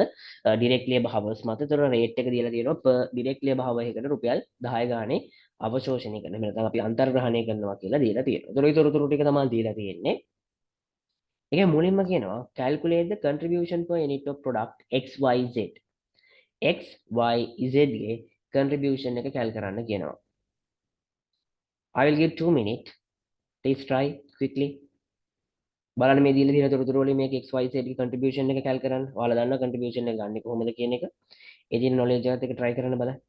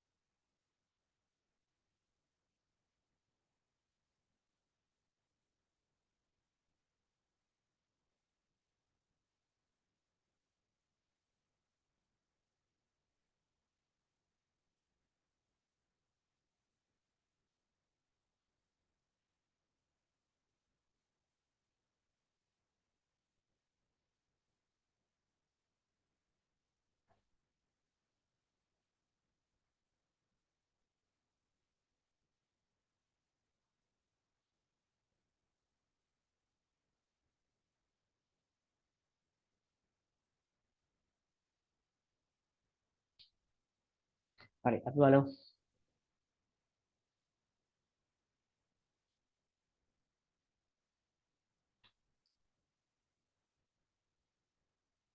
හරි. ඉතින් අපේ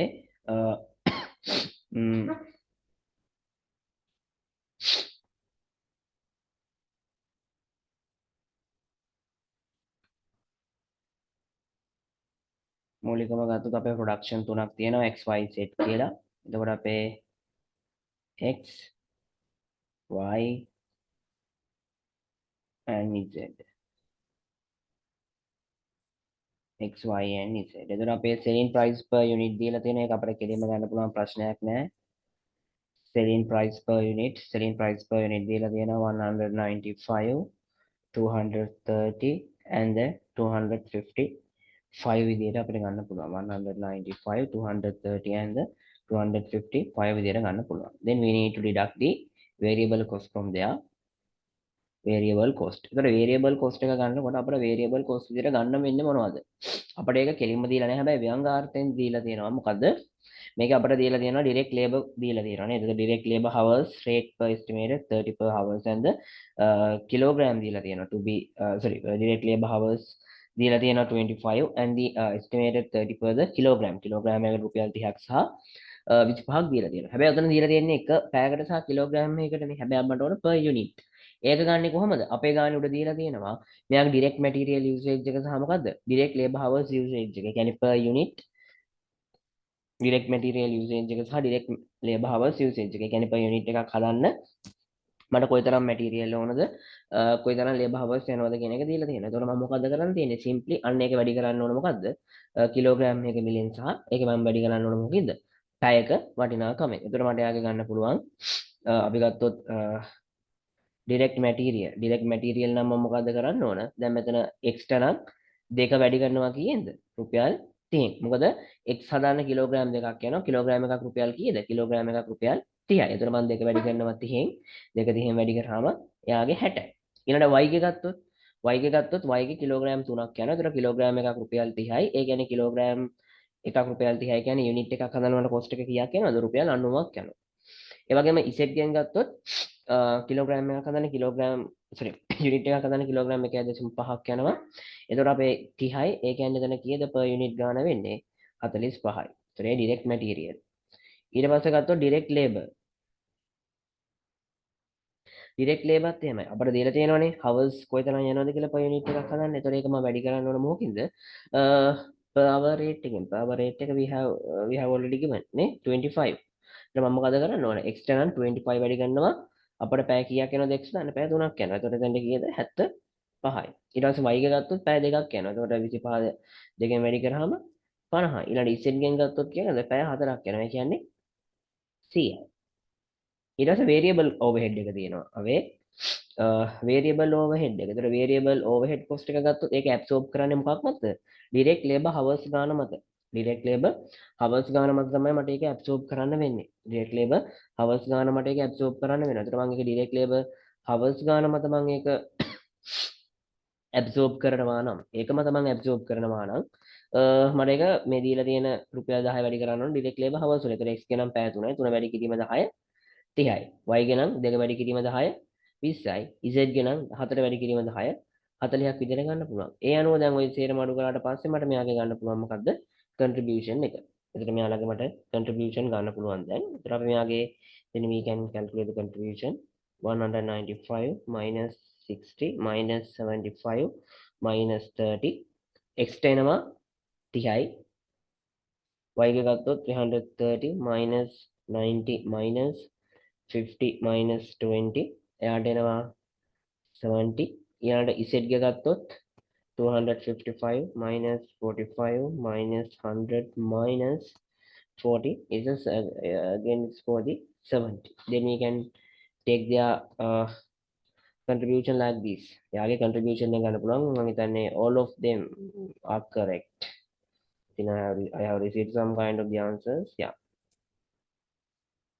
all of you are correct 30 70 and 70 විදිහට අපිට යාගේ contribution එක කැල් කරන්න පුළුවන් හරිද ඒතර ඔයාලගේ ගණන් වල ওই වගේ දේවි ඒ කියන්නේ අර කෙලින්ම දෙන්නේ නැහැ ඒතර දීලා තියෙන එක අපි පොඩ්ඩක් කැල් කරලා ගන්න වෙනවා ඒතර හරි ප්‍රශ්න අංක 1 හරි ඒක කියන්නේ contribution per unit ගන්න කියලා ඊළඟට sen question number 2 determine the quantities of each product to be produced the material supply is the next month is limited to the 7500 kilograms. ඒ කියන්නේ material supply එක එතනදී limiting factor එක විදිහට අඳුර ගන්න කියලා කියනවා. ඒ කියන්නේ එතනදී අපිට අත්‍තරම limiting factor එක වෙනම අඳුර ගන්න දෙයක් නැහැ.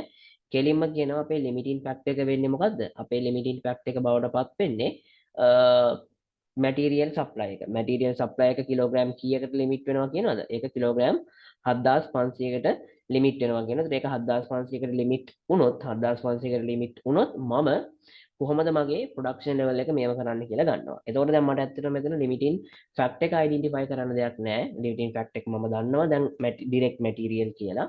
එතනින් පස්සේ ටික තමයි මට කරන්න තියෙන්නේ. එතකොට මම මුලින්ම කරන්න ඕන මොකද්ද? අපි කොහොමද මුලින්ම කරන්න ඕන contribution per unit කැල් කරන එක. ඉතින් ඒක අපි already කරලා තියෙන්නේ නේද? අපි process එක මම කිව්වා අපි step by step යනකොට අපි මුලින්ම කරන්න ඕනේ යාගේ contribution per unit කැල් කරන එක. then we have already calculated. අපි ඒක already calculate කරලා තියෙන contribution per unit. then what is the second step අපි දැන් second step එක කිව්වේ contribution per limiting factor අපි limiting factor එකට අදාළව contribution එක කැල් කරන්න ඕන then we need to calculate the contribution per limiting factor contribution per limiting factor හරිද contribution per limiting factor අපි limiting factor එකට contribution එක ගන්න ඕන. ඒතර කොහොමද අපි contribution per limiting factor ගන්න. අපි කරන්න ඕන මොකද්ද? per unit contribution එක බෙදන්න ඕන. then we need to divide this per unit contribution by what? අපේ limiting factor එක වෙන්නේ මේක මොකද්ද? කිලෝග්‍රෑම්. ඒ නිසා මම ඒක බෙදන්න ඕන material usage per unit. material usage per unit. මෙතන මම කොහොමද ගන්නේ? ඒක අර අවස්ථාවම වෙනස් වෙන. මෙතන මම කරන්න ඕන per unit contribution එක මම බෙදනවා මොකකින්ද මේක නම් per unit material usage එකෙන් ඒ මොකද මෙතන limiting factor එක විදිහට identify කරන්න වෙන්නේ material usage එකනේ. එතන material usage එක නම් අපේ limiting factor එක වෙන්නේ material usage එක නම් අපේ limiting factor එක වෙන්නේ මම බෙදන්න ඕන per unit material usage එකෙන්. එතකොට මම xy z අදාළව ගත්තොත් xy z per unit contribution එක අපි කැල් කරලා තියෙනවා 30 70 70 ඊට පස්සේ මට යාගේ per unit material usage එක ගන්න පුළුවන් per unit material usage එක කියවද කියන්නේ per unit material usage එක x ට කිලෝග්‍රෑම් 2යි y ට 3යි z 1.5යි 2යි 3යි 1.5. ඒතර මම කොහොමද contribution per unit එක ගන්න ඕන මේකේ per unit contribution එක මම බෙදන්න ඕන per unit material usage එකෙන්. then 30 divided by 2 70 divided by 3 and again 70 divided by 1.5.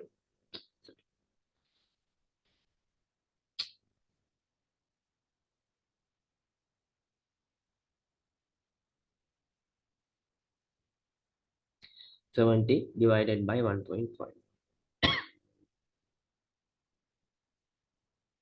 Then we can calculate their contribution per limiting factor. මට per limiting factor එකට contribution එක ගන්න පුළුවන්. එතන අපි ආගේ limiting factor එකට contribution එක ගත්තොත් 30 divided by 2 මෙයාට එනවා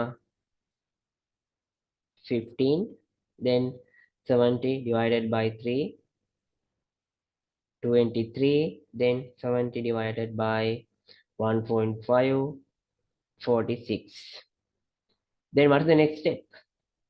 අපි මොකද next step එක වෙන්නේ? අපි එතනින් පස්සේ මොකද කරන්න ඕන? Based on this contribution per unit, we need to rank these. අපි මේක rank කරන්න ඕන. කොහොමද?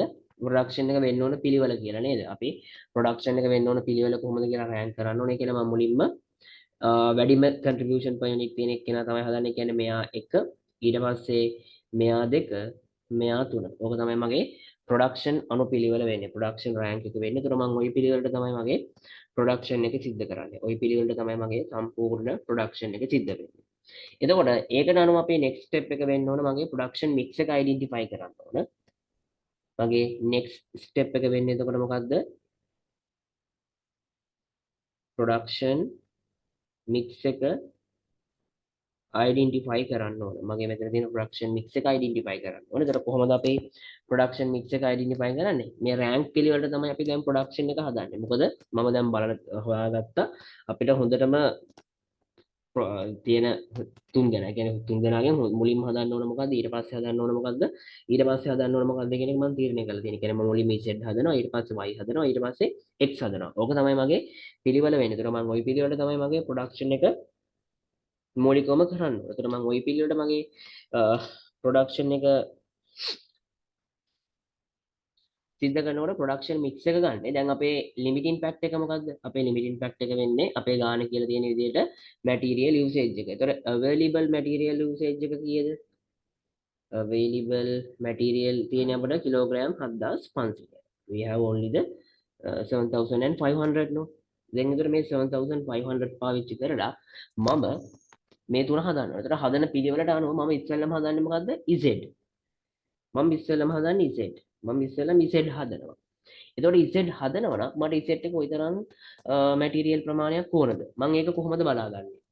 අපේ ගානේ දීලා තියෙනවා බලන්න Z ගේ ඩිමාන්ඩ් එක. ඒ කියන්නේ next period එකට ඩිමාන්ඩ් එක දීලා තියෙනවා. එතකොට මම ඒක වැඩි කරනවා මොකද්ද? per unit material usage එකෙන්. එයාගේ next period එකේ ඩිමාන්ඩ් එක දීලා තියෙනවනේ. next year period එකේ ඩිමාන්ඩ් එක වැඩි කරනවා per unit material usage එකෙන්. එතකොට මට එනවා එයාට අවශ්‍ය total requirement එක. එයාගේ total material requirement එක ගන්න පුළුවන්. ඒතකොට Z ගේ කොයිතරම් ඉල්ලුමක් තියෙනවද? Z ගේ ගත්තොත් අපේ Z ගේ expected sales volume එක තියෙනවා 2500. Z ගේ expected sales volume එක 2500. ඒක මම වැඩි කරනවා per unit material usage එකේ. per unit material usage එක Z ගේ not 2500. I think it's 1000 no. Yeah, 1000. Expected sales volume the Z 1000. Sorry. 1000. 1000, then we need to multiply it by the what? Per unit usage. How much? අපි මෙතන ගත්තා per unit 1.5. ඒ කියන්නේ මට per unit එකකට 1.5 kilogram යනවා. ඒ කියන්නේ මගේ total kilogram ප්‍රමාණය කීයද? මට සම්පූර්ණම කිලෝග්‍රෑම් 1500ක් එනවා.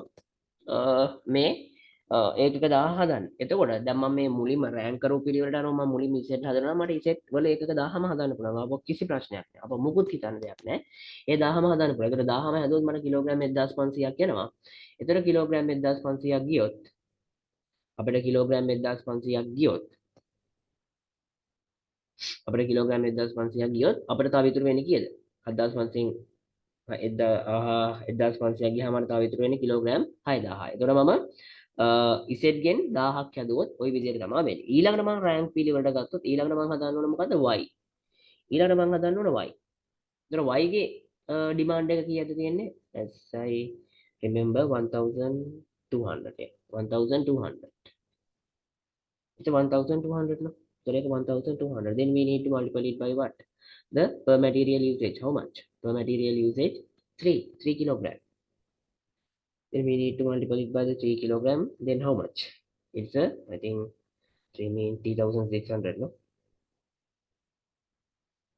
1200 multiplied by 3, that means 3300. That means we need 3300 kilogram. ඒ කියන්නේ මට මෙයාගෙන් කිලෝග්‍රෑම් 3300 ඕන. එතන මම 6000න් 3300 පාවිච්චි කරොත් මට තව ඉතුරු වෙන්නේ කීයද? තව මට ඉතුරු වෙන්නේ ඉතුරු කිලෝග්‍රෑම් 2400. ඒ කියන්නේ තව ඉතුරු වෙන්නේ 2400. මට ඒ කියන්නේ x හදන්න තව ඉතුරු වෙන්නේ කීයද? x හදන්න ඉතුරු වෙන්නේ තව 2400. x හදන්න මට ඉතුරු වෙන්නේ 2400. එතකොට අපිට අනිවාර්යයෙන්ම අපි දන්නවා මම මෙතන x ගේ සම්පූර්ණයෙන්ම මට මේ ප්‍රොඩක්ෂන් එක මෙතන කම්ප්ලීට් කරන්න බෑ. ඒක අනිවාර්යයෙන්ම වෙනවා. මොකද ලිමිටින් ෆැක්ටර් එකට යටතේ 7500ක් නම් තියෙන. අනිවාර්යයෙන්ම 7500 මේ සම්පූර්ණ රික්වයර්මන්ට් එකට මදි. ඒ නිසා අපි බලමු මේ 2400 යොදාගෙන මට x කීයක් හදන්න පුළුවන්ද? කොහොමද අපි ඒක බලන්නේ? දැන් අපේ ඉතුරු කීයද කිලෝග්‍රෑම්? කිලෝග්‍රෑම් 2400ක් මං ගාව ඉතුරු වෙලා තියෙනවා. ඒතර මේ කිලෝග්‍රෑම් 2400ක් ඉතුරුයිනේ. එතකොට x හදන්න per unit material usage එක කීයද? x හදන්න per unit material usage එක 2. මට කිලෝග්‍රෑම් දෙකක් ඕන. කිලෝග්‍රෑම් දෙකක් ඕනනේ. ඒ කියන්නේ මම මේ 2400 පාවිච්චි කරොත් මට යාගේ යුනිට් කීයක් හදන්න පුළුවන්ද? 2400 මම බෙදන්න ඕන 2400 බෙදන්න ඕන දෙකෙන්. එතකොට මට එනවා යුනිට් කීයක් විදියටද? 1200. ඒ කියන්නේ ඇත්තටම මට x ගෙන් හදන්න පුළුවන් යුනිට් කීයද? 1200. but as I remember their demand is 2400 නේ. yeah 2500. එයාගේ ඩිමාන්ඩ් එක එහෙම නැත්නම් එයාගේ expected sale එක කීයද x ගේ? expected sale එක 2500. but මට ඒ 2500 ම හදන්න බෑ. මම ඇත්තටම 2500 හැදුවොත් මට කිලෝග්‍රෑම් කීයක් ඕනද? x ගෙන් කිලෝග්‍රෑම් දෙක ගානේ පාවිච්චි කරනවා. මට ඒතර කිලෝග්‍රෑම් 5000ක් ඕන. කිලෝග්‍රෑම් 5000ක් මට අවශ්‍යයි. හැබැයි මට කිලෝග්‍රෑම් තියෙන්නේ 2400යිනේ. ඒ නිසා මට බලන්න වෙනවා මේ 2400 පාවිච්චි කරලා මට යුනිට් කීයක් හදන්න වෙනවද කියන එක. කොහොමද කරන්නේ? ඒ කිලෝග්‍රෑම් ගාන බෙදනවා per unit එක යුනිට් එකක් හදන්න කිලෝග්‍රෑම් ගානෙන් දෙකෙන්. ඒ අනුව මට පැහැදිලිව පේනවා x ගෙන් හදන්නත් පුළුවන් කීයද ඒකක? x ගෙන් හදන්නත් පුළුවන් යුනිට් 1200යි. එතකොට කිලෝග්‍රෑම් දෙක ගානේ පාවිච්චි කරොත් එයාගෙන් 2400යි කිලෝග්‍රෑම් ඕනේ. ඒ කියන්නේ අවසාන වශයෙන් මගේ කිලෝග්‍රෑම් ප්‍රමාණය, ඒ කියන්නේ තියෙන අමුද්‍රව්‍ය ප්‍රමාණය බිඳුවක් බවට පත් වෙනවා. මගේ තියෙන අමුද්‍රව්‍ය ප්‍රමාණය අවසාන වශයෙන් එතනදී බිඳුවක් බවට පත් වෙනවා. ඒක බිඳුවක් බවට පත් වෙනවා. හරිද? ඒතර මේ විදිහට මට ඒක ගණනය කරගන්න පුළුවන්. එතකොට ඒ අනුව අවසාන වශයෙන් මම මේක සමරි කරොත් මෙතන මේ y ගෙන් හදන්නත් බෑ නේද 2400? sorry z ගෙන් 6000ක් නේ හදන්න නේද? නෑ නෑ මෙතන හදන යුනිට් ඔයාලා පටලවගෙන තියෙනවා. හරිද? දැන් මෙතන ගත්තොත් මේ කිලෝග්‍රෑම්නේ මට අවශ්‍ය වෙන කිලෝග්‍රෑම් ප්‍රමාණය මුලින්ම මං ගාව තියෙනවා available material usage එක 7500යි. මට දැනට තියෙන කිලෝග්‍රෑම් 7500යි. හරිද? එතකොට දැන් මේ මෙතන මෙතන මම 2400 දැම්මේ මේ 6000න් 3600 අඩු කරාට පස්සේ මේකෙන් මේක ඩිඩක්ට් වුණාට පස්සේ y හැදුවට පස්සේ ඉතුරු ගාන මේ 2400 කියන්නේ. හරිද? y හැදුවට පස්සේ ඉතුරු ගාන 2400 කියන්නේ. ඒ කියන්නේ මම y හදනවා නම් මට y හදනවා නම් කිලෝග්‍රෑම් කීයක් ඕනද? y හදනවා නම් කිලෝග්‍රෑම් ඕන 3600ක්. මොකද යුනිට් 1200ක් හදනවා. යුනිට් 1200ට මට එක යුනිට් එකකට කිලෝග්‍රෑම් 3 ගානේ මට කිලෝග්‍රෑම් 3600ක් ඕන. එතකොට මේ 3600 හැදුවොත් මට තව ඉතුරු වෙන්නේ 2400යි. මේ 2400 කියන්නේ y හැදුවට පස්සේ හරියද? ඒ කියන්නේ y හැදුවට පස්සේ ඉතුරු ගාන තමයි මම මේ 2400 කියලා කියන්නේ. එතකොට මෙතන 6000 කියලා කියන්නේ z හැදුවට පස්සේ. ඒ කියන්නේ මං ගාව මුලින්ම 7500ක් තියෙනවා. මම z 1000ක් හැදුවොත් එකක් හදන්න කිලෝග්‍රෑම් 1.5යි. එතකොට මට සම්පූර්ණ කිලෝග්‍රෑම් 1500ක් යනවා. එතකොට තව ඉතුරු වෙන්නේ කිලෝග්‍රෑම් 6500යි. හරිද? එතන 6000යි. 6000 කියලා කියන්නේ ඒක. හරිද? ඒකේ ඒ දාලා තියෙන්නේ. අපිට මෙතන 2400ක් තියනවනේ. එතකොට 100යිනේ මදි. එතකොට ඒ තියෙන ගාන හදන්නේ නැද්ද අපි? ඔව් පටල ගන්න එපා. යුනිට් සහ කිලෝග්‍රෑම්. මේ 2500 කියන්නේ x ගෙන් ඕන යුනිට් ගාන. it's not kilogram. මේ කිලෝග්‍රෑම් කියන්නේ material usage එක. පටලවගෙන තියෙන එක. හරිද? දැන් මෙතන මේ තියෙන units number of units produced මං හදන්න යන unit ගානයි. z ගෙන් y ගෙන් x ගෙන් මේ තුන් දෙනාගෙන් හදන්න යන unit ගාන තමයි මේ තියෙන්නේ. මේ තියෙන්නේ ඒකේ material usage එක. ඒ කියන්නේ මට ඒකට material කොයිතරම් ප්‍රමාණයක් ඕනද? ඒතර මම මෙතන decide කරන්නේ මොකද්ද? හදන unit ගාන decide කරන්නේ. ඒ කියන්නේ z ගෙන් කීයද y ගෙන් කීයද x ගෙන් කීයද කියන එක අපි decide කරන්නේ. ඔයා මෙතන පටලවගෙන. මෙතන මේ තියෙන කිලෝග්‍රෑම් ප්‍රමාණය. හරිද? මේ 2400 කියන්නේ කිලෝග්‍රෑම්. but අර 2500 ආවේ 2500 1200 1000 කියලා දීලා තියෙන්නේ එයාගේ යුනිට් ගාන. එයා හදන යුනිට් ගාන නේ දීලා තියෙන්නේ. ඒ තියෙන්නේ expected sales volume in unit. ඒ අපි විකුණන්න බලාපොරොත්තු වෙන යුනිට් එක. මේ තියෙන ඩිමාන්ඩ් එක. ඩිමාන්ඩ් එක මේ තියෙන්නේ. ඒ ඩිමාන්ඩ් එක. ඒතර මම ඒක හදන එක ගැන තමයි මම බලන්නේ. ඒ යුනිට් ගාන හදන්න මට ප්‍රමාණවත් මැටීරියල් නැති හින්දා තමයි මම මේ විදිහට තීරණය කරන්නේ හදන ප්‍රමාණය. හරි දෙක පටලව ගන්න එපා. මේ තියෙන යුනිට් මේ තියෙන යුනිට් මේ තියෙන යුනිට් මේ 10200 1200 කියන යුනිට් මේ තියෙන එක මැටීරියල් යූසේජ් එක මම බලන්නේ යුනිට් කීයක් හදන්න ඕනද කියලා. ඒ කියන්නේ අතන මම මේක සමරි කරොත් මම x ගෙන් හදන්න පුළුවන් 1200යි y ගෙන් හදන්න පුළුවන් 1200යි z ගෙන් හදන්න පුළුවන් 1000යි. මේ තියෙන යුනිට් ප්‍රමාණය මේ තියෙන යුනිට්ස් මේ තියෙන අපේ යුනිට්ස් ප්‍රමාණය. ඔක කිලෝග්‍රෑම් එකක් එක්ක පටල ගන්න එපා. මේ තියෙන කිලෝග්‍රෑම් යූසේජ් එක. අපේ ලිමිට් වෙලා තියෙන කිලෝග්‍රෑම් යූසේජ් එක අපි බලන්නේ මේ ලිමිටඩ් කිලෝග්‍රෑම් යූසේජ් එක යටතේ මෙන්න මේ යුනිට්ස් කීයද මෙන්න මට හදන්න පුළුවන් යුනිට්ස් කීයද කියන එක තමයි හොයන්නේ. හරිද? ඒක පටලව ගන්න එපා. යුනිට් සහ මැටීරියල් යූසේජ් එක.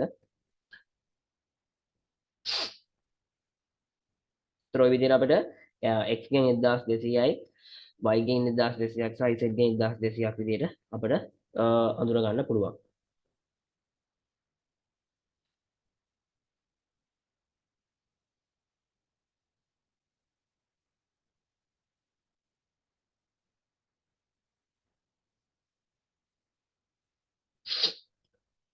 හරි. ඊළඟට දැන් ඕකෙම අනිත් පැත්තට අහනවා ලිමිටින් ෆැක්ටර් එක වෙනස් කරලා. තුන්වෙනි ප්‍රශ්නේ අහනවා ලිමිටින් ෆැක්ටර් එක ඕක අනිත් පැත්තටම වෙනස් කරලා අහනවා. එතන මොකද්ද කියන්නේ?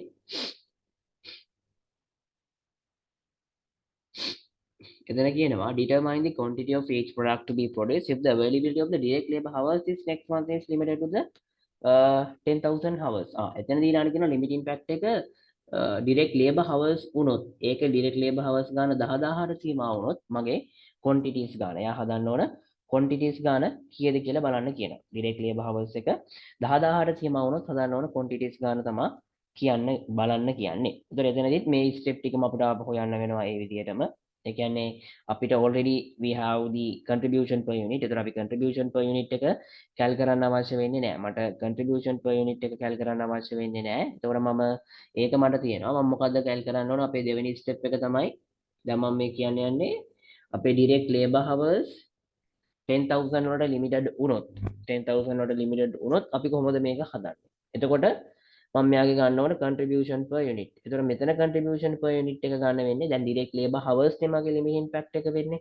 ඒ නිසා per unit contribution එක මම බෙදන්න ඕන. per unit contribution මම බෙදන්න ඕන per unit labor usage එක. ඒ කියන්නේ labor hours usage එක කියන්නේ එක unit එකක් හදන්න යන labor hours ප්‍රමාණයෙන් බෙදන්න ඕන. per unit contribution එක මම බෙදන්න ඕන per unit labor usage එක. ඒ කියන්නේ එක යුනිට් එකක් හදන්න යන ලේබර් යූසේජ් එකෙන් මම බෙදන්න ඕන. එතකොට දැන් මේකේ අපේ ප්‍රොඩක්ෂන් තුනක් තියෙනවා x y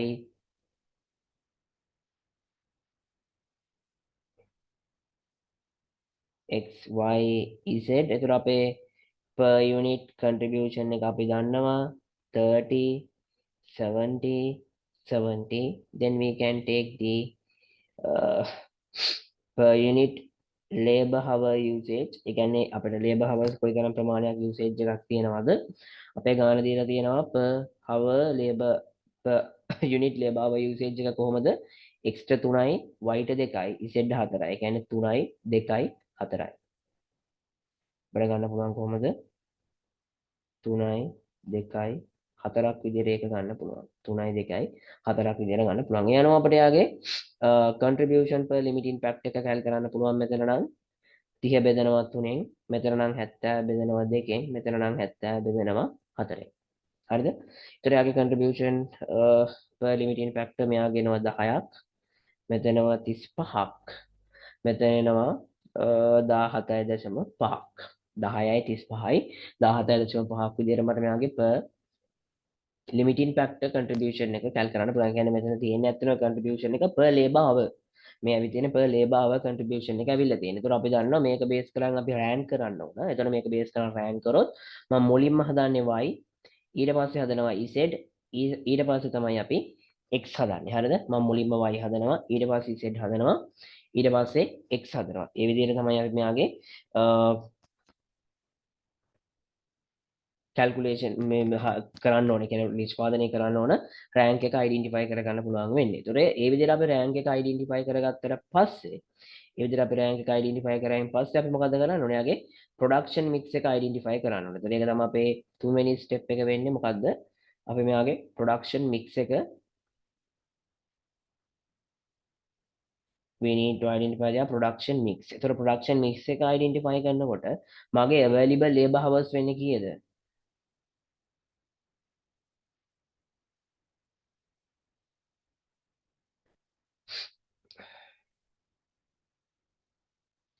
available labor hours කීයද? මෙයාට labor hours කීයක්ද තියෙන්නේ? available labor hours අපේ ගාන 10,000.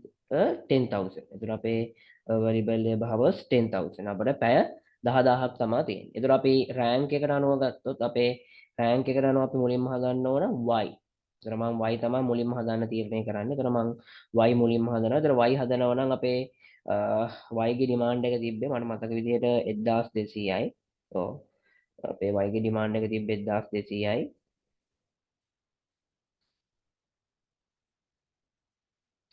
y ගේ demand එක තියෙනවා 1200ක්. එතකොට y හදන්න per unit එකට labor hours කොයිතරම් යනවද? අපි මෙතන ගත්තොත් පැය දෙකක් යනවා. y හදන්න පැය දෙකක් යනවා. එතන මම මේක දෙකකින් වැඩි කරනවා. ඒ කියන්නේ මට සම්පූර්ණයෙන්ම පැය කීයක් ඕනද? මට සම්පූර්ණයෙන් මෙයාට පැය 2400ක් ඕන. y හදනවා නම් y වෙනුවෙන් මට පැය 2400ක් ඕන. එතකොට මම 10000න් පැය 2400ක් පාවිච්චි කරාට පස්සේ මට තව පැය කීයක්ද ඉතුරු වෙන්නේ? 10000න් 2400ක් ගියාම 7000 sorry 7600ක් විදිහට ගන්න පුළුවන්. පැය 7600ක් විදිහට ගන්න පුළුවන්. ඒ කියන්නේ y හැදුවට පස්සේ මට තව ඉතුරු වෙන්නේ පැය 7600යි. ඊට පස්සේ මගේ රෑන්ක් එකට අනුව මම හදන්න ඕන z මම Z හදන්න ඕන. ඒතකොට Z හදනවා නම් Z ගේ ඩිමාන්ඩ් එක තිබ්බේ යුනිට් 10000යි. යුනිට් 10000ක් තමයි මගේ ඩිමාන්ඩ් එක යුනිට් විකුණන්න. එතන මට Z හදන්න per unit labor hour යනවා. per unit labor hour පැය 4ක්. ඒ කියන්නේ මට සම්පූර්ණයෙන්ම පැය ඕන. එයාව හදන්නත් පැය 4000ක් ඕන. එයාව හදන්න මට පැය 4000ක් ඕන. then අපිට ඉතුරු වෙලා තියෙන available labor hours වෙන්නේ 7600න් 4000ක් ගියාට පස්සේ 3600යි. 3600ක් මට තව ඉතුරු වෙලා තියෙනවා. 3600ක් ඉතුරු වෙලා තියෙනවා. එතකොට ඊළඟට මගේ රෑන්ක් කින් පිළිවෙලට අනුව ඊළඟ අවසාන වශයෙන් මට හදන්න තියෙන්නේ මොකද්ද? අවසාන වශයෙන් මට හදන්න තියෙන්නේ x හදනවා නම් අපි දන්නවා x ගේ ඩිමාන්ඩ් එක 2500ක් තියෙන්නේ යුනිට්. හරිද? මම ඕකත් පටලව ගන්න එපා ආපහු. ඩිමාන්ඩ් එක යුනිට් 2500යි. දැන් මම ওই යුනිට් 2500 හදනවා නම් මට ඇත්තටම පැය කීයක් ඕනද? අපේ x හදන්න per hour එකට labor hours 3 per unit එකට labor hours 3ක් යනවා. ඒ කියන්නේ that mean it is required 7500 hours. මම මේ ඉල්ලුම සම්පූර්ණ යුනිට් 2500ම හැදුවොත් සම්පූර්ණ එකම හැදුවොත් මට 7500ක් ඕන. හැබැයි මං ගාව දැන් ඇත්තටම තියෙන පැය කීයද? 3600යි. only we have the 3600 unit. හරිද? එතකොට අපි බලන්න ඕන මේ පැය 3600න් මට යුනිට් කීයක් හදන්න පුළුවන්ද කියලා. මොකද්ද කරන්නේ? 3600 බෙදෙනවා per hour labor unit එක. ඒ කියන්නේ එක එකකයක් හදන්න යන x ගේ labor hours ගන්න කීයද? පැය 3යි. 3යිනේ. ඒතකොට 3යි. එතකොට පැය 3යි තියෙන. ඒතකොට 3600 අපි 3ෙන් බෙදුවට පස්සේ කීයද එන්නේ? 1200ක් තමයි යුනිට් තියෙන්නේ. ඒ කියන්නේ මම x ගෙන් කීයක්ද හදන්න ඕනේ? x ගෙන් යුනිට් 1200ක් තමයි හදන්න ඕනේ. ඒතකොට එක යුනිට් එකට පැය 3 ගානේ 3600ක් පැය ඕනේ. ඒ කියන්නේ අවසාන වශයෙන් මං ගාව ඉතුරු වෙන්නේ පැය 0. ඒ කියන්නේ මම සම්පූර්ණ පැය ප්‍රමාණයම යුටිලයිස් කරලා තියෙන්නේ. එතකොට මේ පිළිවෙලට ආවොත් මම x ගෙන් හදන්න ඕන යුනිට් 1200ක්, y ගෙන් හදන්න ඕන යුනිට් 1200ක්, ඒ වගේම z ගෙන් හදන්න ඕන යුනිට් 1000. එතකොට ওই විදිහට තමයි මට එතන ප්‍රොඩක්ෂන් මික්ස් එක. ඒ කියන්නේ මගේ ලිමිට් ඉම්පැක්ට් එක ලේබර් හවර්ස් වුණොත් මට ওই විදිහට මගේ ප්‍රොඩක්ෂන් මික්ස් එක අයිඩෙන්ටිෆයි කරගන්න පුළුවන්. හරිද? එතකොට මේ විදිහට ගන්න පුළුවන්. ඔය මම කලින් කිව්ව ස්ටෙප් මම තියරි සෙෂන් එකෙත් පැහැදිලිව එක්ස්ප්ලেইন කරනවා කොහොමද ඕක කැල් කරන්නේ කියන එක. දැන් මම මෙතන දැන් කොටස් දෙකක් ලිමිටින් ෆැක්ටර්ස් දෙකක් යටතේ කැල් කරලා පෙන්නුවා මේක කොහොමද ගන්න කියන එක. ඒකට දැන් හොඳටම පැහැදිලි වෙන්න ඕන කොහොමද ලිමිටින් ෆැක්ටර් එකක් තියෙන වෙලාවක අපි මේක කැල්කියුලේෂන් එක කරන්නේ මේක ගන්න කියන එක මූලික වශයෙන්ම ඔයාලට පැහැදිලි වෙන්න ඕන. ඒතර ওই විදිහට අපිට ලිමිටින් ෆැක්ටර් එකට අදාළව මේ කැල්කියුලේෂන් එක කළා අපේ ප්‍රොඩක්ෂන් මික්ස් එක අපිට අයිඩෙන්ටිෆයි කරගන්න පුළුවන් අපි කොයිතරම් ඒකක ප්‍රමාණයක් යුනිට් ප්‍රමාණයක් අපි නිෂ්පාදනය කරන්න ඕනද කියන එක. ඒතර ඒ විදිහට අපිට ඒක කැල් කරගන්න පුළුවන්. ඒතර මේ ප්‍රශ්නේ ගත්තොත් ලකුණු 14 ප්‍රශ්නයක් තියෙනවා. ඒතර ඔයාලට ෆයිනල් එක්සෑම් එකේ මම හිතන්නේ මිඩ් එකේ නම් මේ වගේ ප්‍රශ්නයක් අහන්න තියෙන සම්භාවිතාවය ඉතාමත් අඩුයි. ඒ නිසා ෆයිනල් එක්සෑම් එකේදී මේ වගේ ප්‍රශ්නයක් එන්න පුළුවන්. අපි ෆයිනල් එක්සෑම් එක ඉක්කලා කොහොමත් අනිත් සේරම පාස් පේපර්ස් දැන් අපිට දැන් කොහොමත් සේරම පාස් පේපර්ස් කරන්න ටයිම් එකක් නැහැනේ. කරනකොට ඒ ටික අපෝ ඔයාලට මතක් කරගන්න පුළුවන්. දැන් මම මේ මිඩ් එක බේස් කරන් මේක කතා කරේ. එතකොට මේ ක්වෙස්චන් එක කතා කරන්න පුළුවන්. අපි දැන් කරන මේ පාස් පේපර් එක මිඩ් එකක් කැට් එක්සෑම් පේපර් එකක් නේද සර්? නෑ මිඩ් එකක් නෙවෙයි. මොකද මට දන්න විදිහට ඔයාලට 2019 පස්සේ මිඩ් එකක් තිබිලා නෑ. මම මිඩ් එකකටත් යනවා පොඩ්ඩක් ඉතින් මිඩ් පේපර් එකට යනවා. මට ඕනේ ඕවරෝල් දැනට කතා කරපු සේරම පොඩ්ඩක් මතක් කරන්න. මේක මිඩ් පේපර් එකක් නෙවෙයි. මේක ඔයාලගේ ෆයිනල් එන්ඩ් එකක්. මම පටන් ගන්නකොටම කිව්වනේ මේ 2022 එන්ඩ් එක. මේ 2022 එන්ඩ් පේපර් එක තියෙන්නේ. මට ඕනුනේ ඇත්තටම මෙතෙක් කතා කරපු සේරම පොඩ්ඩක් ආපහු එකපාරක් ඒ කොටස් ටික බේසිකලි මතක් කරන්න. මොකද මිඩ් එකේ මේ තරම් ලොකු දේවල් නැහැ. මිඩ් එකට යමු. සහ කොහොමද මම කලින් කිව්වා වගේම මතක තියාගන්න ඔයාලගේ සිලබස් එකට ඇඩ් වෙලා තියෙනවා අර මම කියවන ප්‍රොඩක්ෂන් ඕවර්හෙඩ් එක සහ ABC කොස්ටින් මෙතඩ් එක. ඒතකොට ඒවට කිසිම පාස් පේපර් එකක් නැහැ. ඒ නිසා මම නැවතත් කියනවා ඒ සෙෂන් එක ආපහු බලන්න. ඒ සෙෂන් එකේ ගණන හදන ගණන් දෙක ප්‍රැක්ටිස් කරන්න. ඒක ප්‍රැක්ටිස් කළා ඒ ප්‍රශ්න එක පොඩ්ඩක් හොඳට පුරුදු වෙන්න. මොකද ABC සහ ABC මෙතඩ් එකට හදපු ගාන සහ අපේ අර පොදු කාර්ය පිරිවෙන් විභජන පත්‍රිකාව ඒ ප්‍රොඩක්ෂන් ඕවර්හෙඩ් එක ඒ කොටස ඔයාලගේ සිලබස් එකට අලුතෙන් ඇඩ් වෙලා තියෙන්නේ මේකේ ඉඳලා. එතකොට ඒකට කිසිම පාස් පේපර් එකක් නැහැ. පාස් පේපර් වල තියෙන්න බෑනේ. ඉතින් අර දෙන්නේ ඇඩ් උනේ. එතකොට මේ ඒ නිසා ඒ කොටස් දෙක මම නැවතත් කියනවා බලාගන්නේ තීරි පාර්ට් එකේ කරන කොටස් ටික.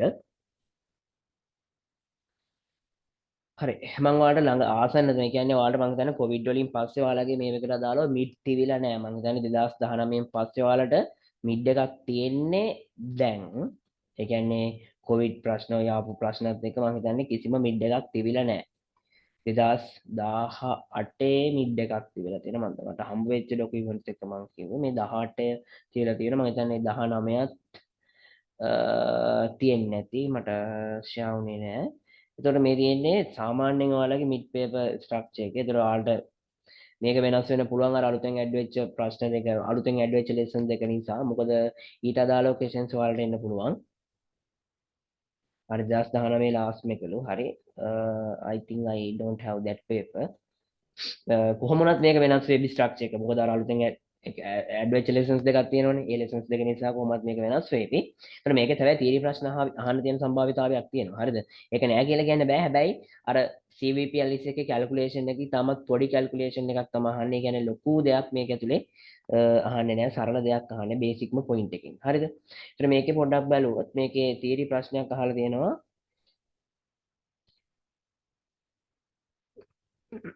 As a member of the management team, management accountant plays a significant role in the organization. Explain the statement highlighting the major roles of the management accountant. ඒ කියන්නේ management accountant කෙනෙක්ගේ major role එක. ඒ කියන්නේ ඔයාලට මෙතන සරලව explain කරන්න තියෙන්නේ management accounting වල ඇතුලේ වෙන දේ. ඒතර management accounting ඇතුලේ වෙන්නේ what? They provide the information. ඒතර ඔයාලා කියන්න ඕන management accountant කෙනෙක් කරන්නේ මොකද්ද? ඔය තොරතුරු අරගෙන ඒවා අර සකස් කරලා ඒවා අර තීරණ ගන්න පුළුවන් තීරණ ගන්න පාර්ශවයට සපයන එක. ඒතර යාළුවා එතනදී කරන්නේ ඒ තොරතුරු ටික ගන්නවා. ඒ තොරතුරු පාවිච්චි කරනවා. අපි දන්නවනේ දත්ත ගත්තොත් දත්ත ඒ විදිහටම මේව කරන්න බෑ. ඒ නිසා ඒ දත්ත අරගෙන ඒ දත්ත පාවිච්චි කරන්න පුළුවන් විදිහට මොකද්ද කරන්නේ? ඒක සකස් කරනවා. සකස් කරලා අදාළ පාර්ශවයට ලබා දෙනවා. ඒතකොට ඒක යටතේ යාළුවා කරන දේවල් මොනවද? භාණ්ඩ හා සේවාවල පිරිවැය. ඔයාලට එක්සැම්පල් දෙන්න පුළුවන්. යාළුවා කරන භාණ්ඩ හා සේවාවල අදාළව පිරිවැය. They calculating the cost. Otherwise, they have some kind of the CVP analysis. Otherwise, they have provide some kind of the information regarding the control. That means the ඔයාලට ඒවා නැහැ අර control එකට දාලා තියෙනවා විචලතා විශ්ලේෂණය ඒ වගේ දේවල්.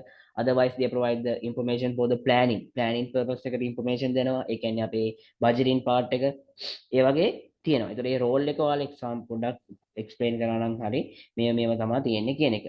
ඊළඟ මෙතනත් අහලා තියෙනවා බලන්න explain the differences between management and the financial accounting. Management and the financial accounting මම කලින් කතා කරානේ. ඒතර ඒ ටික එතෙන්ට ලිව්වා නම් හරි. එතන කියලා නැහැ හැබැයි කොයි තරම් ප්‍රමාණයක්ද කියන එක. ඒතර ඒ වගේ වෙලාවට at least 5ක්වත් ලියන්න. මොකද මෙතන කියලා නැහැනේ කොයිතරම් ප්‍රමාණයක් ද කියන එක. විතර කොයිතරම් ප්‍රමාණයක්ද කියලා කියලා නැති හින්දා at least 5ක්වත් මේව කරන්න. හරිද?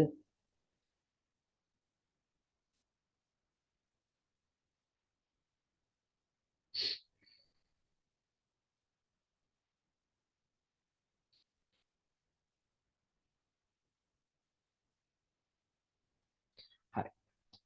එතන කියලා නැති හින්දා ඔයාලා අපි කයින් මම පටන් ගන්නකොටම කතා කරන්නේ අර අපේ ඉන්ඩෙක්ස් එක්සෑම් එකේ පේපර් එකේ තිබ්බ කොටසම. ඒතකොට එතනින් ගන්න. ඒතකොට ඒ කියන වෙනස්කම් ටික ඔයාලා එක්ස්ප්ලেইন කරන්න. හරි.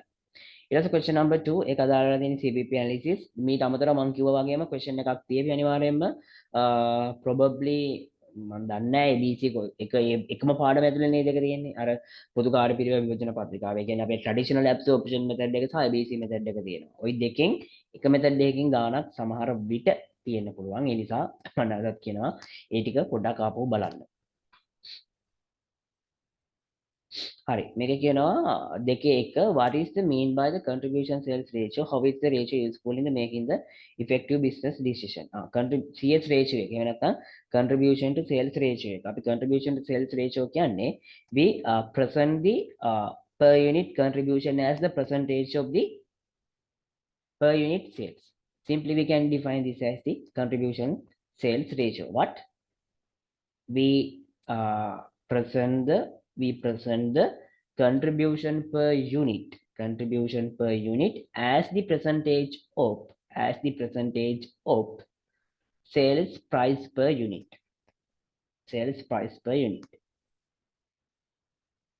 We call this as the CS ratio or contribution to sales ratio. So ඒකට තමයි අපි contribution to sales ratio කියන්නේ. ඒතර මේක කියන්නේ what is the mean by the contribution to sales ratio නේ. ඒතර ඕක ලිව්වනම් හරි.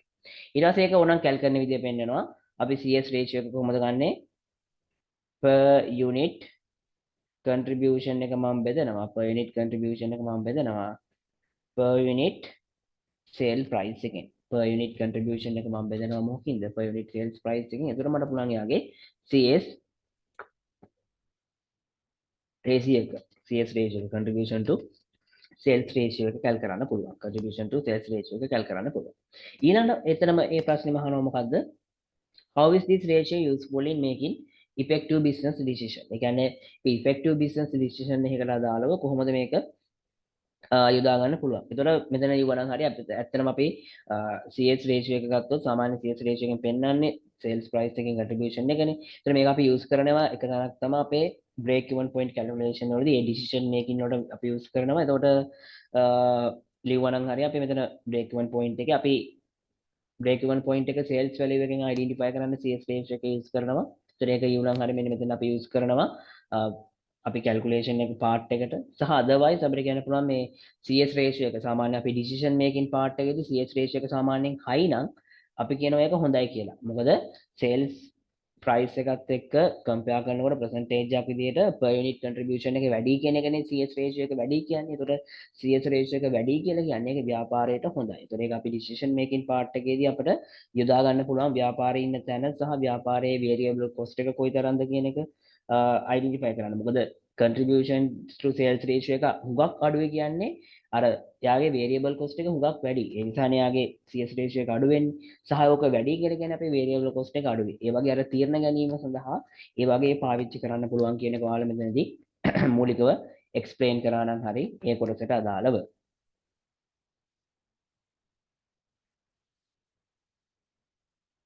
ඊළඟට දැන් ඔයාලගේ මේ calculation part එකේ මේ තියෙන එක හුඟක් කියන්නේ කලින් මම බැලුවා යටට බලාගෙන යන mid වල දැක්ක හුඟක් වෙලාවට ওই මේ වගේම same question එකක් තමයි තියෙන. ඒ කියන්නේ තන නිෂ්පාදනයකට අදාළව contribution එක cal කරන්න කියලා කියනවා. තන නිෂ්පාදනයකට අදාළව contribution එක cal කරන්න කියනවා වගේම එතන අර විවිධ අවස්ථාවන් යටතේ. ඒ කියන්නේ යාලා කියනවා increase the 20% in the direct material. කියන්නේ direct material 20% increase වුණොත් එයාගේ CS ratio එක break even point එක සහ margin of safety cal කරන්න කියලා. ඊළඟට 10% selling price එක decrease වුණොත් ඒක වෙන්නේ කොහොමද? මම හිතන්නේ මම ওই වගේ ගානකුත් කතා කළා මගේ theory session වලදී.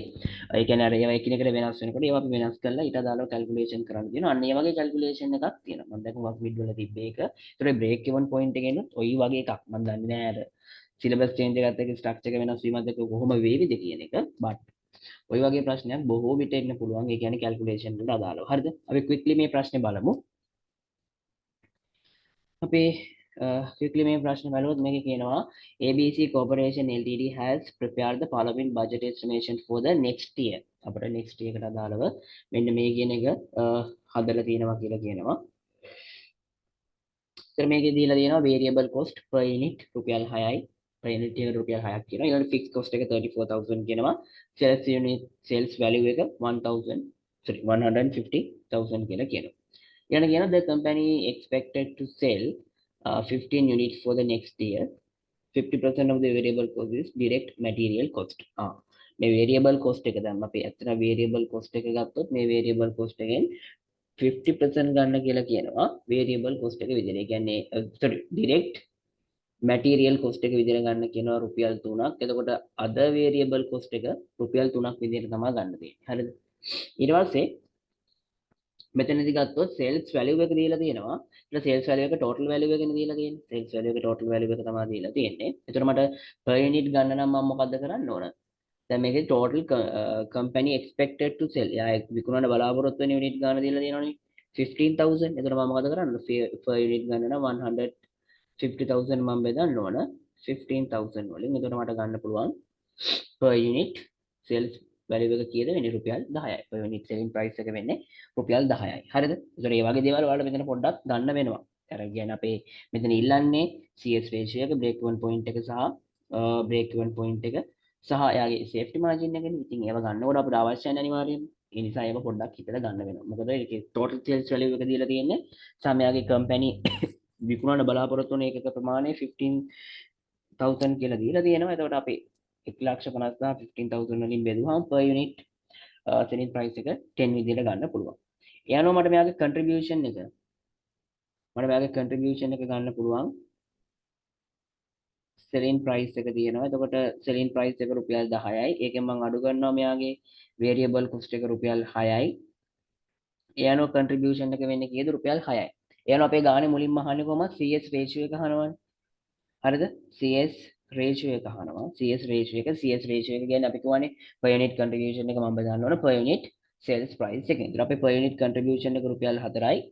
per unit selling price එක රුපියල් 10යි. ඒතර මම ඒක අර ප්‍රතිශතයක් විදිහට කියන්නේ. ඒතර ප්‍රතිශතයක් විදිහට කියනකොට මට කියන්න පුළුවන් 140යි. CS ratio එක 140ක් විදිහට කියන්න පුළුවන්. ඒ කියන්නේ අපේ total selling price එකෙන් contribution එක නියෝජනය වෙනවා කියද්ද? 140ක ප්‍රමාණයක් එතන contribution එක නියෝජනය වෙනවා කියන එක තමයි උතන අදහස් වෙලා තියෙන්නේ. contribution එක නියෝජනය වෙන ප්‍රමාණය තමයි කියන්නේ. ඊළඟට අපි break even point එක අහනවා. අපි break even point එක unit වලින් කැල් කරමු. unit වලින් මේක කියලා නැහැ හැබැයි unit වලින් සහ මොනවයින්ද කියන එක අපි දෙකෙන්ම කෝකටත් කැල් කරලා තියෙමු. මේක හොඳයි. අපි මුලින්ම break even point එක unit වලින් ගමු කොහොමත්. unit වලින් ගමු. එතකොට unit වලින් ගන්න නම් අපි මොකද්ද කරන්න ඕන? total fixed cost එක මම බෙදන්න ඕන contribution per unit වලින්. එතකොට අපේ total fixed cost එක කීයද? 150,000. total fixed cost එක 150,000. එතකොට contribution per unit අපේ contribution per unit කීයද? රුපියල් 4යි. contribution per unit එක කීයද? රුපියල් 4යි. එතකොට 150,000 මම බෙදනවා රුපියල් 4ෙන්. 34 fixed cost. sorry.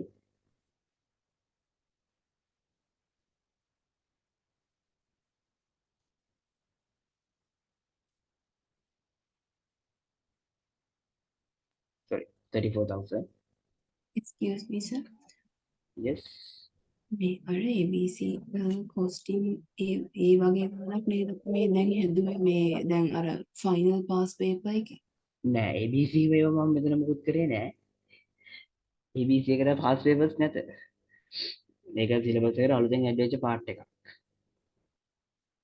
මම දැන් කරේ සේරම break CVP analysis එකේ කොටස්. CVP analysis එක limiting factor decision making එක තමා කරේ. මම final එකේ හදපු ගණන් දෙක තිබ්බ එකක් CVP analysis එකේ එකක් අනිත් එක limiting factor decision making වලට අදාළව ගණන් තමයි හැදුවේ. 34,000 බෙදනවා 4ෙන්. එතකොට එනවා unit ගාන ගත්තොත් 8,500 විදිහට මට ගන්න පුළුවන්. 8,500 unit වලින් කියන්න පුළුවන්. unit වලින් කියන්න පුළුවන්. එතකොට ඔක මට simple rupee value එකකින් කියනවා මොකද කරන්න තියෙන්නේ? ඔක වැඩි කරනවා per unit selling price එකෙන්. මම ඔක rupee value එකකින් කියනවා මොකද කරන්න තියෙන්නේ? units ගාන වැඩි කරනවා per unit selling price එකකින් simply අපිට කියන්න ඕන. එතකොට unit ගාන 8500යි per unit selling price එක රුපියල් 10යි. එයානෝ මම ඒක රුපියල් වලින් කිව්වොත් කීයද වෙන්නේ? රුපියල් වලින් කිව්වොත් 85000 විදිහට කියන්න පුළුවන්. රුපියල් 85000ක් විදිහට කියන්න පුළුවන්. රුපියල් 85000ක් විදිහට කියන්න පුළුවන්. ඊට පස්සේ මේක අහනවා මෙයාගේ safety margin of safety එක අහනවා. එතන මෙයාගේ margin of safety ගත්තොත්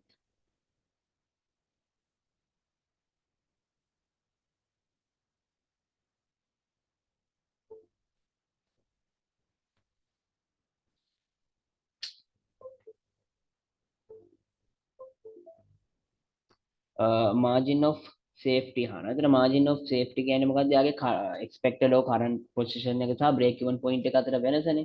ඒතර ඒක මම units පැත්තෙන් කිව්වොත් මෙයාගේ current position එක කීයද? අපේ ගානේ කියනවා මෙයාගේ current position එක මෙයා current නෙමෙයි expected දීලා තියෙනවා. මේක expected කීයද? 15000.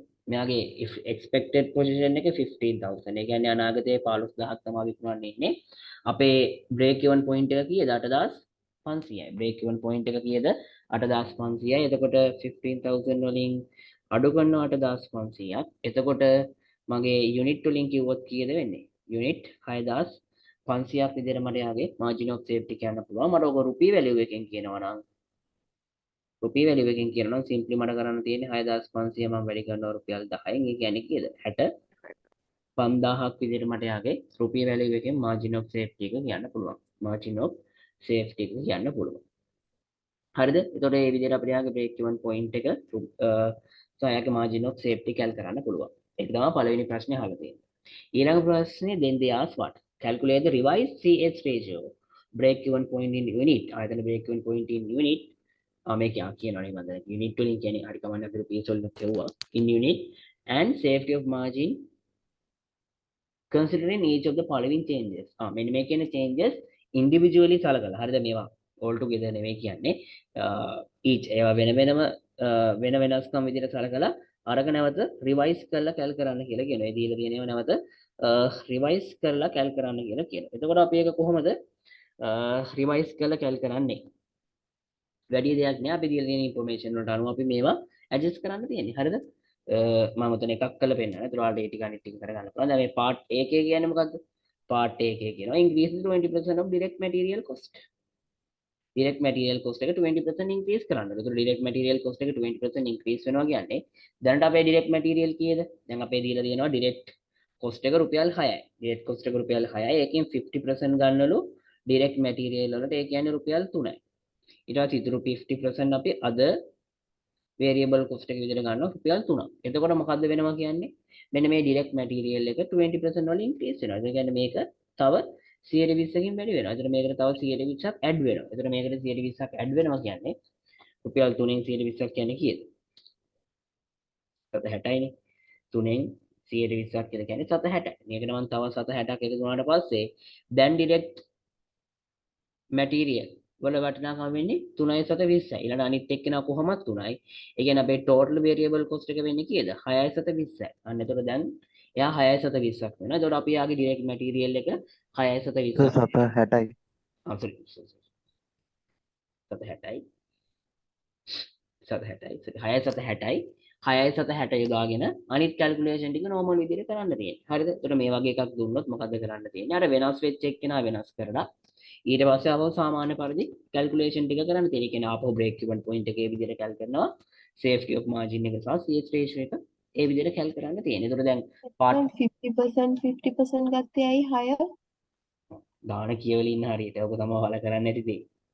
ගානේ මොකද්ද පැහැදිලිව කියනවා. මම ගාන කියනකොට මමත් කිව්වා the 50% of the variable cost is direct material cost. අපේ variable cost එක total එකක් විදිහට දීලා තියෙන්නේ. රුපියල් 6යි. ඒ රුපියල් 6 ඇතුලේ 50% තියෙන්නේ direct material. ඒතර අනිත් රුපියල් 3 අපිට other variable විදිහට ගන්න පුළුවන්. ඒක තමයි මම ඒක 50% විදිහට කොටස් දෙකකට බෙදුවේ. එතකොට ඒක 6.60කට ගෙන ආවා. ඊට පස්සේ normal විදිහට අර calculation ටික කරන්න තියෙන්නේ. ඒතකොට ඒකේ ලොකු වෙනසක් වෙන්නේ නැහැ. අර විදිහට කරගෙන යන්න තියෙන්නේ. හරිද? ඊට පස්සේ දැන් part B එකේ කියන්නේ මොකද්ද? part B එකේ කියනවා decrease the 10% in the selling price. අපේ selling price එක 10% වලින් අඩු වෙනවලු. ඒතකොට එතන යාගේ selling price එක වෙනස් වෙනවා. ඒතකොට අපි මොකද කරන්න ඕනේ? යාගේ selling price එක වෙනස් කරන්න ඕන. දැනට selling price එක per unit කීයද? රුපියල් 10යි. එතකොට ඒකෙන් 10%ක් අඩු වෙනවා. ඒතකොට 10න් 10% කියන්නේ රුපියලක්නේ. ඔතන රුපියලක් අඩු වුණාට පස්සේ අලුත් selling price එක වෙන්නේ කීයද? රුපියල් 9යි. එතන අපේ අලුත් selling price එක වෙන්නේ රුපියල් 9යි. ඊට පස්සේ මොකද කරන්න තියෙන්නේ? රුපියල් 9 දාලා සාමාන්‍ය පරිදි calculation ටික කරගෙන තියෙන්නේ. රුපියල් 9 දාලා අපි per unit contribution එක ගන්නවා. ඊට පස්සේ break even point එක ගන්නවා. CS ratio එක ගන්නවා. safety of margin එක ගන්නවා.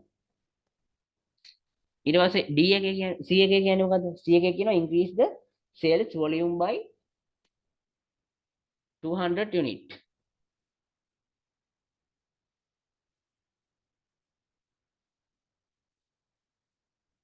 මට B කොටස ගත්ත විදිය තේරුන්නේ නැහැ. පොඩ්ඩක් ආයි කියන්න පුළුවන්ද? B කොටස කියන්නේ decrease the 10% in the selling price. selling price එක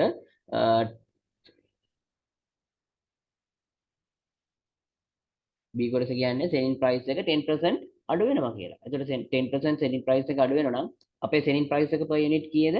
රුපියල් 10යි. එතකොට රුපියල් 10න් 10%ක් අඩු වෙනවා. රුපියල් 10න් 10%ක් කියලා කියන්නේ රුපියලක් නේ අඩු වෙන්නේ. එතකොට රුපියලක් අඩු වුණාම අලුත් selling price එක කීයද? රුපියල් 9යි. එතකොට අනිත් calculation ටික සාමාන්‍ය පරිදි කරන්න තියෙන්නේ. අපේ contribution එක calc කරනවා. එතකොට contribution එක calc කරනකොට per unit selling price එක විදිහට ගන්න කීයද? රුපියල් 9. රුපියල් 9 අරගෙන සාමාන්‍ය පරිදි calculation එක කරන්න තියෙන්නේ. ඊට පස්සේ part C. part C එකේ ගත්තොත් increase the sales volume by 2000 unit. එතන sales volume එක වෙනස් වෙන්නේ. එතන sales volume එක වෙනස් වෙනකොට ඇත්තටම volume එක වෙනස් වෙන එක අපේ ඇත්තටම CS ratio එකට බලපෑමක් වෙන්නේ නැහැ. ඊළඟ ගත්තොත් මගේ break even point එකට බලපෑමක් වෙන්නේ නැහැ. කියන්නේ ඒක revise කරන්න ඕනෙත් නැහැ. බලපෑමක් වෙන්නේ මොකද්ද? එයාගේ current sales volume එක තියෙන්නේ 15000. ඒ 15000 එයා වැඩි කරනලු තව 2000කින්. ඒ කියන්නේ එයාගේ sales volume එක කීයක් වෙනවා කියලා කියන්නේ 17000 වෙනවා කියලා කියන්නේ. ඒතකොට ඒක බලපාන්නේ කොතෙන්ද? අපේ safety of margin එක calc කරනකොට. ඒ කියන්නේ යාගේ expected sales volume එක කීයක් වෙනවද? 15000 නෙමෙයි ඒක 17000 වෙනවා. ඒතකොට ඒක 17000 වලින් අපේ safety of margin එක 8500 අඩු කරාට පස්සේ ඒන වෙනස තමයි අපේ safety of margin එක විදිහට ගන්න තියෙන්නේ. ඒතකොට එතනදී sales volume එක විතරයි වෙනස් වෙන්නේ. ඒතකොට ඒක effect වෙන්නේ ඒක බලපෑමක් ඇති කරන්නේ මූලිකවම ගත්තොත් අපේ safety of margin එකට විතරයි. ඊට පස්සේ part D එකේ කියනවා increase of 6000 fixed cost. fixed cost එක 6000 වලින් වැඩි වෙනවලු. එතකොට fixed cost එක 6000 වලින් වැඩි වෙනවා කියලා කියන්නේ අපේ fixed cost එක දැන තියෙනවා 34000. ඒක 6000 වැඩි වුණා කියලා කියන්නේ 40000 වෙනවා. එතකොට 40000 විදියට අපි fixed cost එක යොදාගෙන එතකොට ඒක අපේ CS ratio එකට සහ contribution එකට බලපෑමක් වෙන්නේ නැහැ. අපේ break even point එකට සහ safety of margin එකට තමයි බලපෑමක් වෙන්නේ. එතකොට අපේ total fixed cost එක අපේ 34000 වලට 6000 කියුණාම 40000 එක. එතකොට 40000 අපි සාමාන්‍ය පරිදි 4ෙන් බෙදෙනවා. එතකොට අපිට එනවා යාගේ break even point එක 10000ක්. ඒ විදිහට අපි fixed cost එක වෙනස් කරලා calculation එක කරගෙන යන්න තියෙනවා. හරිද? එතකොට මේ වගේ අවස්ථාවකදී අර වෙනස් වුණා කියලා දීලා තියෙන එක්කෙනා වෙනස් කරලා සාමාන්‍ය පරිදි calculation එක කරන්න තියෙන්නේ. ලොකුවට හිතන්න දෙයක් නෑ. හරිද? ඒකේ ලොකු දෙයක් නෑ. මම ওই වගේ ගානකුත් මගේ theory එකෙත් හදුවා. දැන් මෙතන මම කරන විදිය පැහැදිලිනේ. එතන වෙනස් වෙච්ච එක්කෙනා අරගෙන ඒ වෙනස් වෙච්ච එක්කෙනා වෙනස් කරන්න. යා කියන කියලා හදාගෙන ඊට පස්සේ අපි සාමාන්‍ය පරිදි calculation ටික ආපහු මුල ඉඳලා කරගෙන එන්න වෙනවා. හරිද? දැන් part A එකේ දැන් යාගේ direct material cost එක වෙනස් වුණා කියලා කියන්නේ මට ආපහු contribution per unit cal කරන්න වෙනවා. ඊළඟ යාගේ CS ratio එක cal කරන්න වෙනවා. ආපහු break even point එක cal කරන්න වෙනවා. safety of margin එක cal කරන්න වෙනවා. ඒ විදිහට revise කරන්න වෙනවා. ඊළඟ දැන් දෙවෙනි point එකේ selling price එක වෙනස් වුණා කියන්නේ ඒත් අපිට ආපහු contribution එක cal කරන්න වෙනවා. CS ratio එක cal කරන්න වෙනවා. break even point එක සහ safety of margin cal කරන්න වෙනවා. ඒ විදිහට ඒ වෙනස් වෙන එක්කෙනාට අදාළ සියලුම දේවල් ටික ඔයාලා වෙනස් කරගෙන ඒක හදන එක තමයි කරන්න තියෙන්නේ. ඒකට ඔයාලගේ ගත්තොත් බොහෝ විට ওই වගේ ප්‍රශ්නයක් තමයි ඉන්න වෙන්නේ. ආ මේ තියෙන 2022 පේපරේ නේ දාලා තියෙන්නේ. මෙන්න බලන්න. CVP analysis කියලා අපි කරන්නේ මේ BEP ඒවා calculate කරන එකනේ. ඔව්.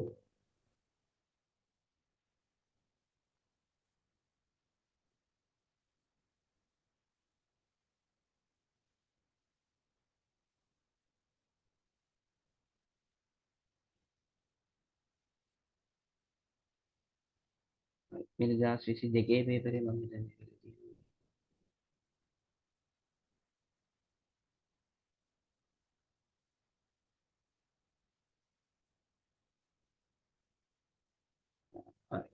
2019 කියන්නේ මට ලාස්ට්ම තිබ්බ පේපර් එකට අදාළව තියෙන්නේ. ඒකේ මම ෆුල් ස්ක්‍රීන් ෂෙයා කරලා තියෙන්නේ මේ ෆොටෝ එක පේනවද කියලා හිතනවා.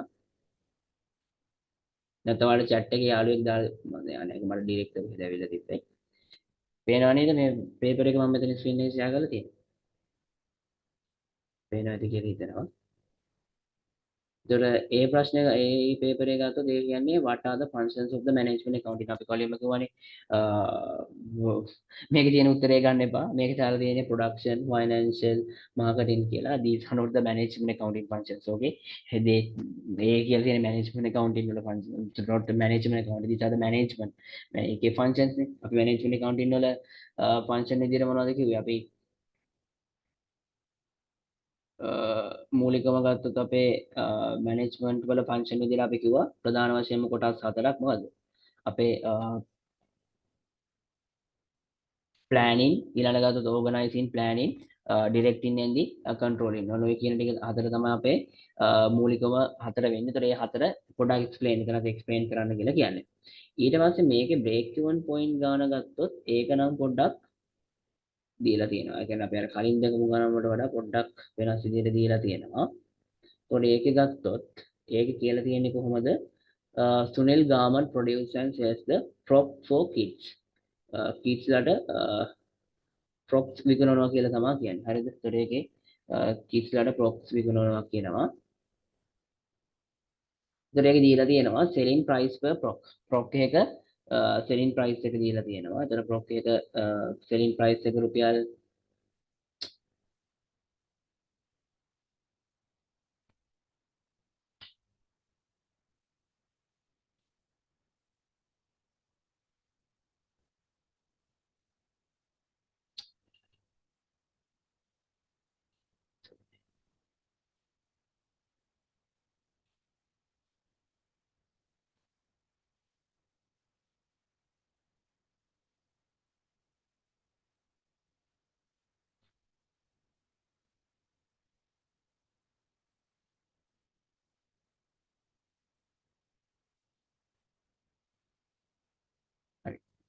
selling price per unit දීලා තියෙනවා අපිට selling price per unit 800 ඊළඟ direct material cost දීලා තියෙනවා 200 ඊළඟ sales commission per item 140 and the direct labor hours per item 160 මේ සේරම තියෙන්නේ එතකොට variable cost මේ තුනම ගත්තොත් මේ තුනම අපේ variable cost විදිහට ගන්න පුළුවන් එතකොට අපිට එයාගේ direct අපේ දීලා තියෙනවා sales price per proc ඒකෙන් අපි අඩු කරන ওই variable cost එක එතකොට එයාගේ මගේ contribution එක ගන්න පුළුවන්. එතකොට මේකේ contribution එක ගත්තොත් අපි 800න් ওই සේරම variable cost එක අඩු කරන්න ඕන. මොකද direct material cost කියන්නේ variable. ඒක per unit එක අනුව වෙනස් වෙනවා. ඊළඟ ගත්තොත් sales commission වෙනස් වෙනවා. direct labor වෙනස් වෙනවා. එතකොට 800 වලින් අඩු කරනවා 200 minus 140 minus 160 එතකොට contribution එක මට රුපියල් 300ක් විදිහට ගන්න පුළුවන්. මෙයාගේ contribution එක මට රුපියල් 300ක් විදිහට කැල් කරගන්න පුළුවන්. ඊට පස්සේ annual fixed expenses මෙයාගේ fixed cost දීලා තියෙනවා rent, marketing and salaries. ඒතකොට මේ සේරගෙන එකතුව තමයි මෙයාගේ මුළු fixed cost එක බවට පත් වෙන්නේ. ඒතකොට එයාගේ මුළු fixed cost එක ගන්න පුළුවන් 1.6 million plus 3 million plus 1.4 million that means 6 million. ඒක 6 million විදිහට දීලා තියෙනවා මගේ total fixed cost එක. total fixed cost එක 6 million විදිහට දීලා තියෙනවා. require කරන්නේ number 1 compute the break even point in the unit and in rupees using the information given below. ඒතර ඔයාලට කැල් කරන්න තියෙනවානේ. ඒතර අපි break even point එක කොහොමද ගන්නෙ? අපි යාගේ break even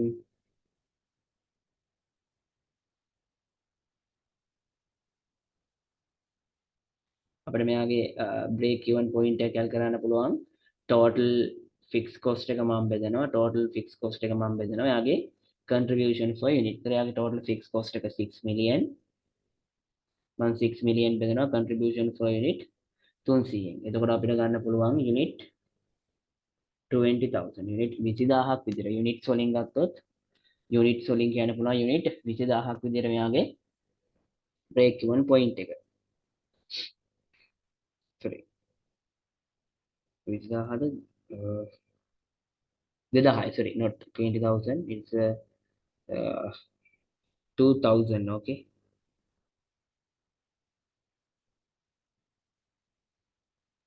No, sir, 20,000. 6 billion divided by 300 में 6 million is yeah 6 million 20,000. yeah not 2000 yeah correct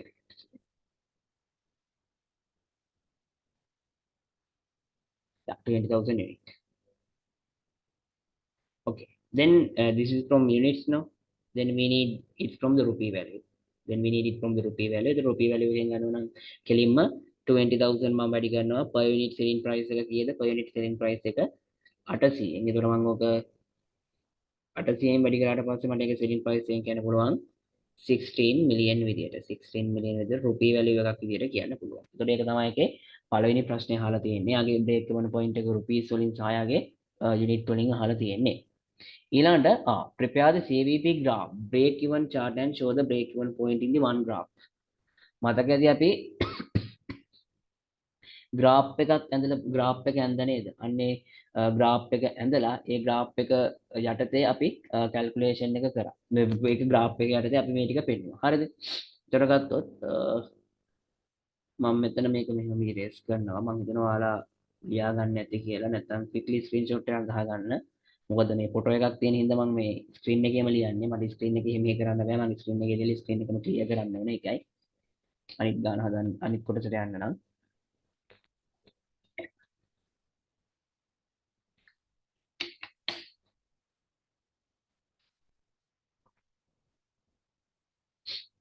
එතකොට අපි graph එකකට ගත්තොත් අපි graph එක ඇඳ මතකයිනේ CVP මේක කියලා දාලා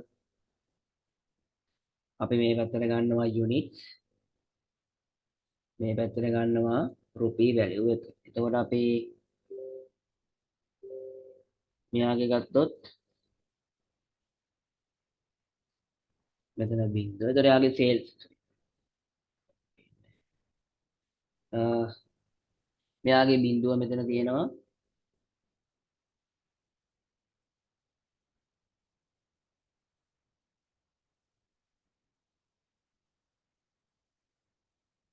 එතකොට මෙතන බිඳුව තියෙනවා. එතකොට මේ අපි sales curve එක ගත්තොත් sales curve එක බිඳුවෙන් පටන් අරගෙන අපේ units ප්‍රමාණය වැඩි වෙනකොට මොකද්ද වෙන්නේ? වැඩි වීගෙන යනවා. එතකොට මේක අපේ තියෙන්නේ මේ sale curve එක. ඔයාලා පරිමාණයකට අනින්න ඕනේ නැහැ. මේ තොරතුරු මේක ඇඳලා තොරතුරු ටික පෙන්නුවා නම් හරි. ඊළඟ ගත්තොත් අපේ variable sorry අපේ total fix එක ගත්තොත් total fix cost එක අපිට total cost එක ගත්තොත් මෙතනින් පටන් අරගෙන ඒක පටන් අරගෙන ඔහොමනේ යන්නේ. ඒ කියන්නේ මෙතන තියෙන ෆික්ස් කොස්ට් එක. ඒතර ෆික්ස් කොස්ට් එක කීයද? 6 මිලියන්.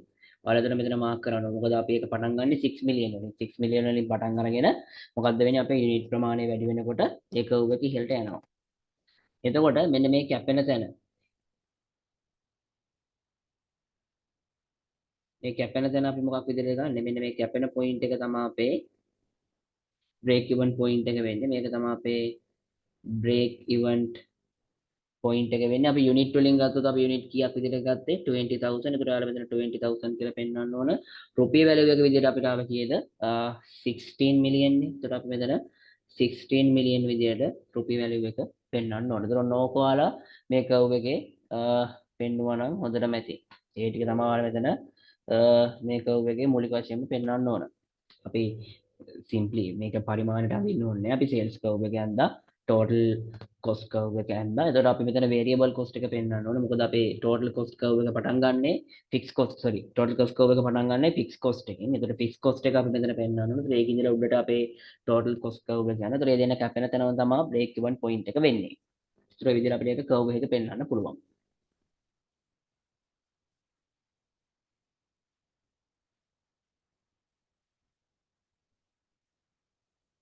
හරි. ඒතකොට එතන අහලා තියෙන ඉච්චරනේ prepare the CVP graph break even chart and show the break even point in the graph. අපි graph එකේ ඔන්න ඒක පෙන්නලා තියෙන්නේ කොහොමද මේව වෙන්නේ කියලා. ඊට පස්සේ ගත්තොත් මේක අහනවා what would be the net operating income or loss? ඒ කියන්නේ යාගේ total profit or loss එක අහනවා. if the company sells 18500 fork in the year. ඒ කියන්නේ මෙයා prop 18500 prop 18500ක් විකුණුවොත් මෙයාගේ profit or ලොස් එක ඇත්තටම කතා යාගේ ප්‍රොෆිට් එකක් එන්න විදියක් නැහැ. ප්‍රොෆිට් එකක් එන්න විදියක් නැහැ කියන්නේ මොකද අපේ බ්‍රේක් ඉවන් පොයින්ට් එක 20000 නේ. ඒතකොට 18500 කියලා කියන්නේ ඊට පස්සේ තියෙන්නේ මේ මෙහෙනේ තියෙන්නේ. ඒතකොට එහෙදි අනිවාර්යයෙන්ම ලොස් එකක්. මේ 20000ට වඩා අඩු වෙන්නම් කියන්නේ අනිවාර්යයෙන්ම ලොස් එකක් තියෙන. ඒතකොට එතන අහන්නේ යාගේ ලොස් එක කීයක්ද කියලා. ඒතකොට අපිට සිම්ප්ලි ගන්න පුළුවන්. අපිට පුළුවන් අපි දන්නවා per unit contribution එක කීයද කියලා. අපි per unit contribution එක කීයද 300යි. ඒතර මම මොකද කරන්නේ? මට මෙයාගේ total contribution එක ගන්න පුළුවන්. total contribution එක ගන්න පුළුවන් කොහොමද? 18500 වැඩි කරනවා per unit contribution එක 300ෙන්. 18500 වැඩි කරනවා 300ෙන්. 18500 මම වැඩි කරනවා 300ෙන්. එතකොට මට එනවා මෙයාගේ total contribution එක මිලියන 5යි 5,50,000 5,550,000 විදියට එනවා. ඒකෙන් මම අඩු කරනවා. මේ contribution එකෙන් මම අඩු කරනවා fixed cost එක. මොකද contribution එක කියන්නේ අපි total sales value එකකින් අපි මොකද්ද කරලා තියෙන්නේ? total sales value එකකින් අඩු කරලා තියෙන්නේ variable cost එක විතරයි. ඒතර මම මේකේ තියෙන fixed cost එකත් අඩු කරන්න ඕනේ. ඒතර අපේ total fixed cost එක කීයද? 6 million. ඒතර මම මේකෙන් 6 million අඩු කරාට පස්සේ මෙතන මට කෙලින්ම loss එකක් එනවා කීයකද? කෙලින්ම මට මෙතන loss එකක් එනවා 4,50,000ක. එතන මට කෙලින්ම 4,50,000ක loss එකක් ගන්න පුළුවන්. එයාට අදාළව 4,50,000ක loss එකක් ඉන්නේ. මොකද්ද කරේ? අපි එතන total contribution එක ගත්තා. කොහොමද ගත්තේ? අපි විකුණන්නේ එකක 18,500යි. per unit contribution එක 300යි. එතකොට 18,500 වැඩි කරනවා 300ෙන්. එතකොට මට එනවා total contribution එක. ඒකෙන් මම අඩු කරනවා මොකද්ද යාගේ fix cost එක. යාගේ fix cost එක අඩු කරනවා. එතකොට මට පුළුවන් යාගේ මොකක් කැල් කරගන්නද? එතකොට මට පුළුවන් යාට අදාළව loss එක කැල් කරගන්න පුළුවන්. එතකොට ඒක තමයි තුන්වෙනි ප්‍රශ්නේ අහන්නේ. යාගේ loss එක 18,500 විකුණනවා නම්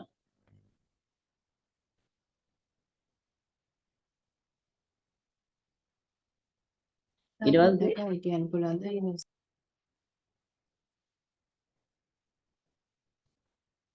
දැන් හදපු එක පොඩ්ඩක් ආයෙ කියන්න පුළුවන්? හරි.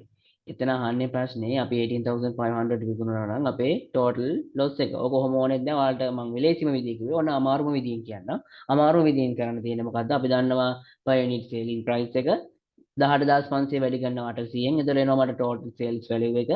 ඊට පස්සේ මගේ තියෙනවා variable cost එක. එතකොට අපිට පුළුවන් 18500 ඒ variable cost වලින් වැඩි කරලා total variable cost එක ගන්න. එතකොට ඒක total selling price එකෙන් total variable cost එක සහ total fixed cost එක අඩු කරාට පස්සේ අපිට යාගේ loss එක ගන්න පුළුවන්. මේක simple accounting. මේක loss එකක් අහන්නේ. අපි selling price එකෙන් අපේ විකුණුම් ආදායමෙන් අපේ තියෙන පිරිවැය ටික අඩු කරනවා.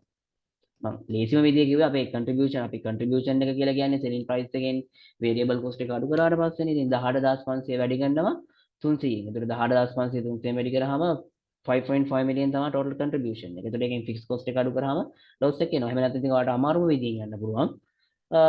total sales value එක හොයාගත්තා. ඒකෙන් අනිත් cost එක අඩු කරලා loss එක හොයාගන්න පුළුවන්. ඒක තමයි කරන්නේ. මේක basic accounting knowledge එක. මේකට management accounting knowledge එක අවශ්‍ය නැහැ. ඒතර loss එක ඉල්ලන්නේ. ඊළඟ හතරේ කියනවා if the manager is paid a commission of 60 for the proc in addition the salesperson's commission what will be the effect on the company break even point. ඒ කියන්නේ අර අපි කලින් කිව්වා වගේ එතන අර variable cost එක වෙනස් කරන්න කියන්නේ. ඒතර variable cost එක වෙනස් කළා ඔයාලා මොකද ආපහු කරන්න ඕන? again break even point එක කැල් කරන්න ඕනේ. ඒ කියන්නේ දැන් මෙතන අපේ දැනට අපේ selling price එක 800න් අපි අඩු කරේ අපේ තියෙන මේ variable cost එක විතරයි නේ. ඒ කියන්නේ රුපියල් 500යි තිබ්බේ නේද? මෙතන 500ක් නේ තිබ්බේ. ඊට අමතරව තව එක 560ක් වෙනවා. ඒතර ඒක 560ක් වුණාම මගේ contribution එක කීයක්ද වෙන්නේ? 240යි. contribution එක වෙන්නේ 240යි. එතකොට අපි මොකද කරන්න ඕන? මේ 240 පාවිච්චි කරලා තමයි මම යාගේ break even point එක ගන්න ඕනේ. එහෙම වුණොත් අපි 6 million fixed cost එක මම බෙදන්නේ කීයෙන්ද? 240න් තමයි බෙදන්නේ. fixed cost එක මම බෙදන්නේ 240න්. එතකොට 6 million මම බෙදනවා 240න්. එතකොට මට ගන්න පුළුවන් යාගේ break even point එක විදියට 25,000. ඒ කියන්නේ යාගේ variable cost එක වැඩි වෙනකොට යාගේ break even point එක මොකද්ද වෙන්නේ? අපි ලාභත් පාඩුත් නැති වෙන්න විකුණන්න ඕනේ ඒකක ප්‍රමාණය වැඩි වීමට ලක් වෙනවා. මට ඒක පොඩ්ඩක් කියලා දෙන්න තේරුන්නේ ඒකේ කියන්නේ අපේ මැනේජර් කෙනෙක්ට තව අමතරව කමිෂන් එකක් ගෙවනවා per prop එකකට රුපියල් 60ක්. ඒ කියන්නේ මගේ variable cost එක තව රුපියල් 60කින් වැඩි වෙනවා. දැනට තියෙන variable cost එක තව රුපියල් 60කින් වැඩි වෙනවා. මගේ දැනට variable cost එක කීයද? 200යි 140යි 160යි. ඒක එකතු රුපියල් 500යි. 500ක් වෙලා තියෙන variable cost එක තව රුපියල් 60කින් වැඩි වෙනවා.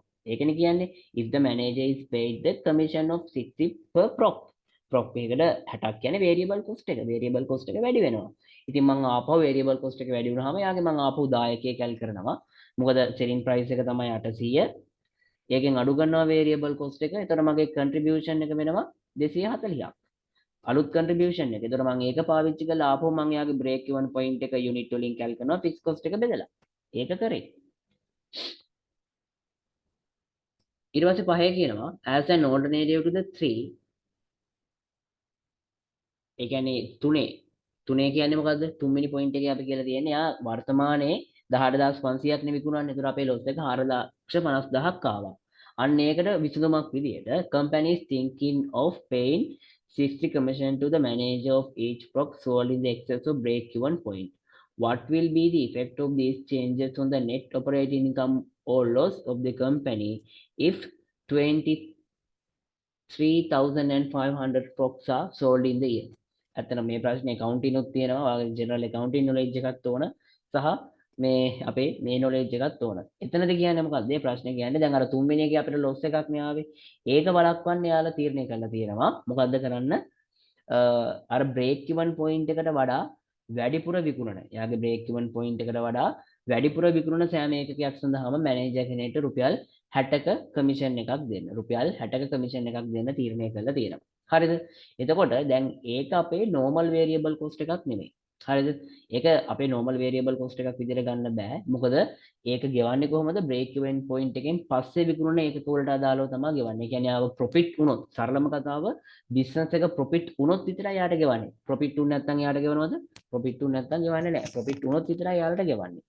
ඒ නිසා මම බලන්න ඕන මුලින්ම මෙයාගේ ගත්තොත් දැන් මෙයාගේ දැනට සේල් වොලියුම් එක තියෙන්නේ 23500. ඒතකොට 23500 යටතේ ප්‍රොෆිට් එක බලන්න ඕනේ. ඒතකොට යාගේ 23500 යටතේ ප්‍රොෆිට් එක ගත්තොත් මම යාගේ 23500 යටතේ ප්‍රොෆිට් එක බලන්න ඕනේ.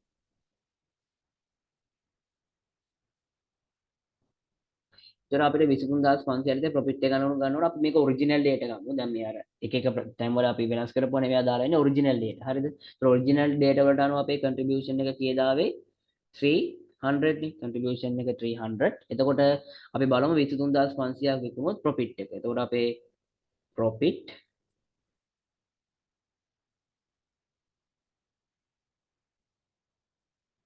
if we sold 23,500. එතකොට ඒක කොහොමද අපි ගන්නෙ?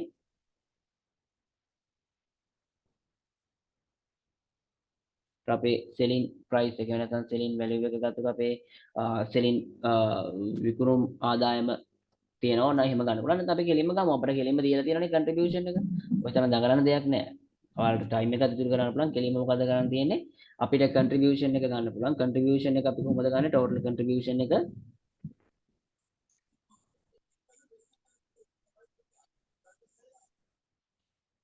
total contribution එක අපි කොහොමද ගන්නෙ? අපිට විකුණන්න තියෙන්නේ අපිට ඒකක 23500යි. per unit contribution එක 300යි. එතකොට 23500 වැඩි කරනවා 300ෙන් 23500 වැඩි කරනවා 300ෙන්. එතකොට අපේ contribution එක total එනවා 7,15,000. ඒකෙන් මම අඩු කරනවා මෙයාගේ fixed cost එක. එතකොට fixed cost එක 6 million. එතකොට 6 million වුණාට පස්සේ මට 1,15,000 විදිහට මෙයාගේ profit එක දැනට ගන්න පුළුවන්. හරිද? හැබැයි මේ තියෙන්නේ අර මේ පස්වෙනි point එකේ කියන්නේ මොකද්ද? මෙයා break even point එක පැන්නුවොත්. දැන් අපි break even point එක කොහොමද කීයද? අපේ original data යටතේ අපේ break even point එක 20000යිනේ. කියන්නේ 23500 කියන්නේ කොහොමද 20000ට වඩා වැඩි. ඒ කියන්නේ අනිවාර්යයෙන්ම දැන් මේ ගාන කියලා තියෙන විදිහට break even point එක පැන්නොත් මොකද්ද කරනවා කියන්නේ? break even point එක පැන්නොත් ඒ manager කෙනෙක්ට රුපියල් 60 ගාණ ගෙවනවා. එක ප්‍රොක් එකකට. ඒ කියන්නේ ඊට පස්සේ විකුණන ප්‍රොක් එකකට. හරිද? 60 commission මේ කියන්නේ 60 commission to the manager on the each prop sold in excess of break even point. ඒ කියන්නේ break even point එක ඉක්මවල විකුණන එක වලට තමයි ගෙවන්නේ. හරිද? කියන්නේ 20000ට වඩා වැඩිපුර විකුණනකොට ඒ 20000ට වඩා වැඩිපුර විකුණන හැම ප්‍රොක් එකකටම යාට රුපියල් 60 ගාණ ගෙවනවා. එතකොට මම මේකෙන් අඩු කරන්න ඕන තව මොකද්ද? Commission on proc. Commission on proc. proc එකේ කමිෂන් එක අඩු කරන්න ඕන. එතකොට මම 23500ටම කමිෂන් එක දෙනවද නැහැ? කමිෂන් එක දෙන්නේ අර වැඩිපුර විකුණන එකක සඳහා විතරයි. කියන්නේ මම වැඩිපුර එකක කීයක්ද විකුණන්නේ? මම වැඩිපුර විකුණන්නේ 23500ක් විකුණනවා. හැබැයි මගේ බ්‍රේක් ඉවන් පොයින්ට් එක කීයද?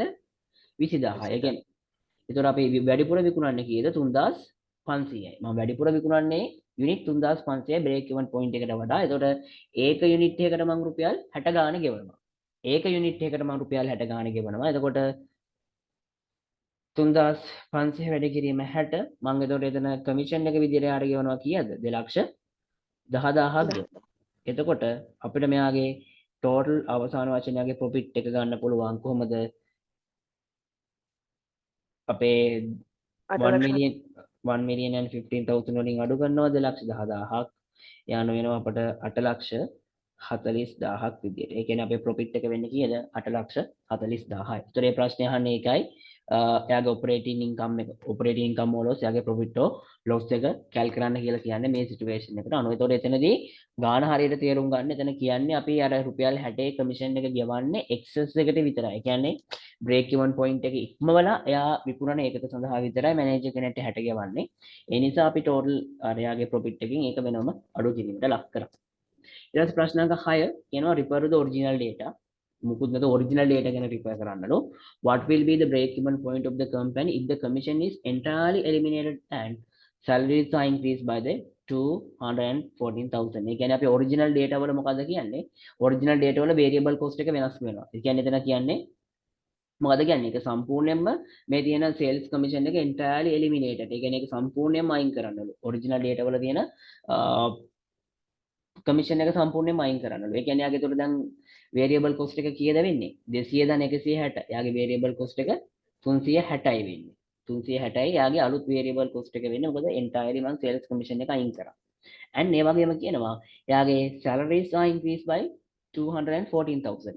salaries වලට තව 2,400 එකතු කරන්නලු. ඒ කියන්නේ අපේ fixed cost එකත් මොකද්ද වෙන්නේ? fixed cost එකත් වැඩි වෙනවා 6 million and 214,000 වෙනවා. මොකද අපේ ෆික්ස් කොස්ට් එකත් මොකද්ද වෙන්නේ? 2,14,000කින් වැඩි වෙනවනේ. දැනට තියෙන 6 මිලියන් එක 2,14,000කින් වැඩි වෙනවා. අහන්නේ මොකද්ද? ප්‍රශ්නේ යටට යන්න වෙනවා නේද?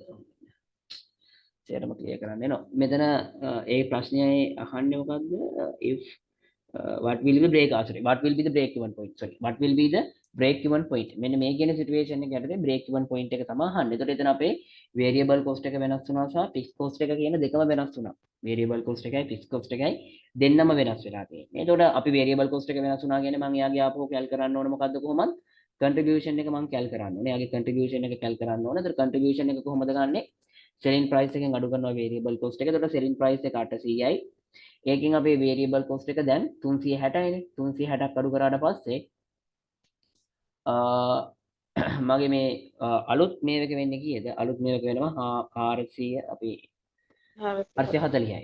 440ක් වෙනවා මගේ contribution එක. ඒතර මගේ අලුත් contribution එක වෙන්නේ කීයද? 440යි. එතකොට මම මොකද කරන්න ඕන? ඕක fixed cost එක අපේ අලුත් fixed cost එක කීයද? 6 million and 214,000. ඒක මම බෙදනවා අපේ අලුත් contribution එක 440 වලින්. එතකොට අපි බෙදුවාම මට අලුත් contribution එක ගන්න පුළුවන් හරියටම දශම ස්ථාන වලට බෙදෙන්නේ නැහැ. ආසන්නම දශම ස්ථානයට ගත්තොත් ආසන්නම රුපියලට. ඒසල ආසන්නතම ඒකකයටම ගත්තොත් 14,123ක් විදිහට මට යුනිට් ගන්න කියන්න පුළුවන්. 14,123ක් විදිහට යුනිට් ගන්න කියන්න පුළුවන්. ඒතර එතන කියන්නේ අර අපේ variable cost එක සහ යාගේ fixed cost එක වෙනස් වුණාට පස්සේ ආපහු යාගේ contribution එක කැල් කරන්න කියන එක තමයි එතනදී මූලික වශයෙන් කියන්නේ. ඒතර මේ විදිහට මට ඒක කැල් කරන්න පුළුවන්. හරිද? ඒතකොට මේ ප්‍රශ්න නම් ගත්තොත් ඇත්තටම අනිත් ප්‍රශ්න වලට වඩා වෙනස් පොඩ්ඩක් වෙනස් වෙලා තියෙනවා. ඒතකොට ඒක ඇතුළේ අර මේකටත් අදාළ නැති අර accounting part එකත් වගේ තිබ්බා. ඒතකොට ඒවත් ගැනත් ඔයාලට දැනුම සමහර විට ඕන වේවි. මේ වගේ ගණන් හදනකොට මොකද ඔයාලා accounting ඉගෙනගෙන ඇතිනේ. ඒ නිසා ඒ සම්බන්ධ දැනුමත් අවශ්‍ය වේවි සමහරට profit loss ඒ වගේ calculations වලදී. හරි මං හිතන්නේ මැනේජ්මන්ට් accounting වලට දාලා මේ ප්‍රශ්න දෙක තමයි තියෙන්නේ 2019 ඉතින් පස්සේ වල මිඩ් එක්සෑම් එකක් තිබිලා නැහැ ඊට අදාළව තිබිලා නැහැ ඒතර ඒ නිසා තමයි අර ෆයිනල් එක්සෑම් එකේ පේපර්ස් කතා කරේ ඒතර මම දැනට කතා කරපු කොටස් එකටම දාලව මූලිකවම කතා කරන්න ඕන ප්‍රශ්න කී කතා කරා මට ප්‍රශ්න කතා කරන්න බැරි වුණේ පළවෙනි එක ට්‍රැඩිෂනල් ඇබ්සෝප්ෂන් මෙතඩ් එකට අදාළ වෙන නිසා ඒකේ ආපහු හදන ප්‍රශ්න ගිහලා ආපහු හොඳට බලාගෙන යන්න ABC ඒකට පාස් පේපර් එකක් නැහැ ඒ නිසා ABC මෙතඩ් එක ගැනත් බලන්න සහ ඊට අමතරව මට පාස් පේපර් එකක් කියන්නේ මිඩ් එකට අදාළව නැති වුණා ලොකු එන්ඩ් එකේ තිබ්බ හැබැයි ඒක කතා කරනකොට ලොකු වෙලාවක් යනවා සහ ඒක අදාළ අහන එකක් නැහැ කියන තැන ඉන්නේ මොකද්ද මේ රිලෙවන්ට් කොස්ට් එකට අදාළව ගානක්. හැබැයි මම රිලෙවන්ට් කොස්ට් එකට අදාළ කරපු සෙෂන් එක හොඳට බලාගෙන යන්නේ වැරදිලා හරි අහුවොත් ඒකත් බලාගෙන යන්න. ඒ තුන මේ කරපු ඒවාට අමතරව ආපහු හොඳට බලාගෙන යන්න. ට්‍රැඩිෂනල් ඇබ්සෝප්ෂන් එක ඊළඟට ABC මෙතඩ් එක සහ ලාස්ට් සෙෂන් එක ගිය සතියේ සෙෂන් එක රිලෙවන්ට් ඇන්ඩ් ඉරෙලෙවන්ට් කොස්ට් එකට අදාළව සෙෂන් එක. ඒ තුනත් පොඩ්ඩක් බලාගෙන යන්න සහ ඒවට ඊට අමතරව ඔයාලගේ තියෙනවනේ ඔය හෑන්ඩ්බුක් එක මම දන්නේ මොකක්ද ඒකට නමක් කියනවනේ පොත. ඒකේ තියෙනවා තීරිය මම කියපු අයට අදාළව තීරි කොටස් ඇති ඒවත් පොඩ්ඩක් කියවලා ඒ කොටස් ටිකත් බලාගෙන යන්න මොකද තීරි ප්‍රශ්නත් අහන නිසා හරිද එහෙම වුණොත් මම අදට සෙෂන් එක මෙතනින් නවත්තනවා මූලික වශයෙන්ම ගත්තොත් මූලික වශයෙන්ම සෙෂන් එක මම අදට මෙතනින් නවත්තනවා එහෙම වුණොත් මම හිතනවා මේ කරපු කොටස් ටික තේරෙන්නේ නැති කියන එක මම මේකේ ගණන් හදපුවායි මම PDF කරලා ඒ ටික දාන්නම් 2021 පාස් පේපර් එක සහ මූලික වශයෙන්ම ගත්තොත් 2022 හදපු පාස් පේපර් එක සහ මේ මිඩ් එකට අදාළව හදපු ප්‍රශ්නේ සහ මේ හදපු එකේ මම ඉමේජ් එකක් සේව් කරගත්තා දැනට තිබ්බ කොටස් ටික ඒ ටික මම ඔයාලට දාන්නම් සහ රෙකෝඩින් එකත් මම අදට ඇත්තම දාලා තියන්නම් ඔයාලට ලින්ක් එක ෂෙයා කරයි බලන්න එහෙනම් මම අදට සෙෂන් එක නවත්තනවා හැමෝටම good night Thank you very much, sir. Good night.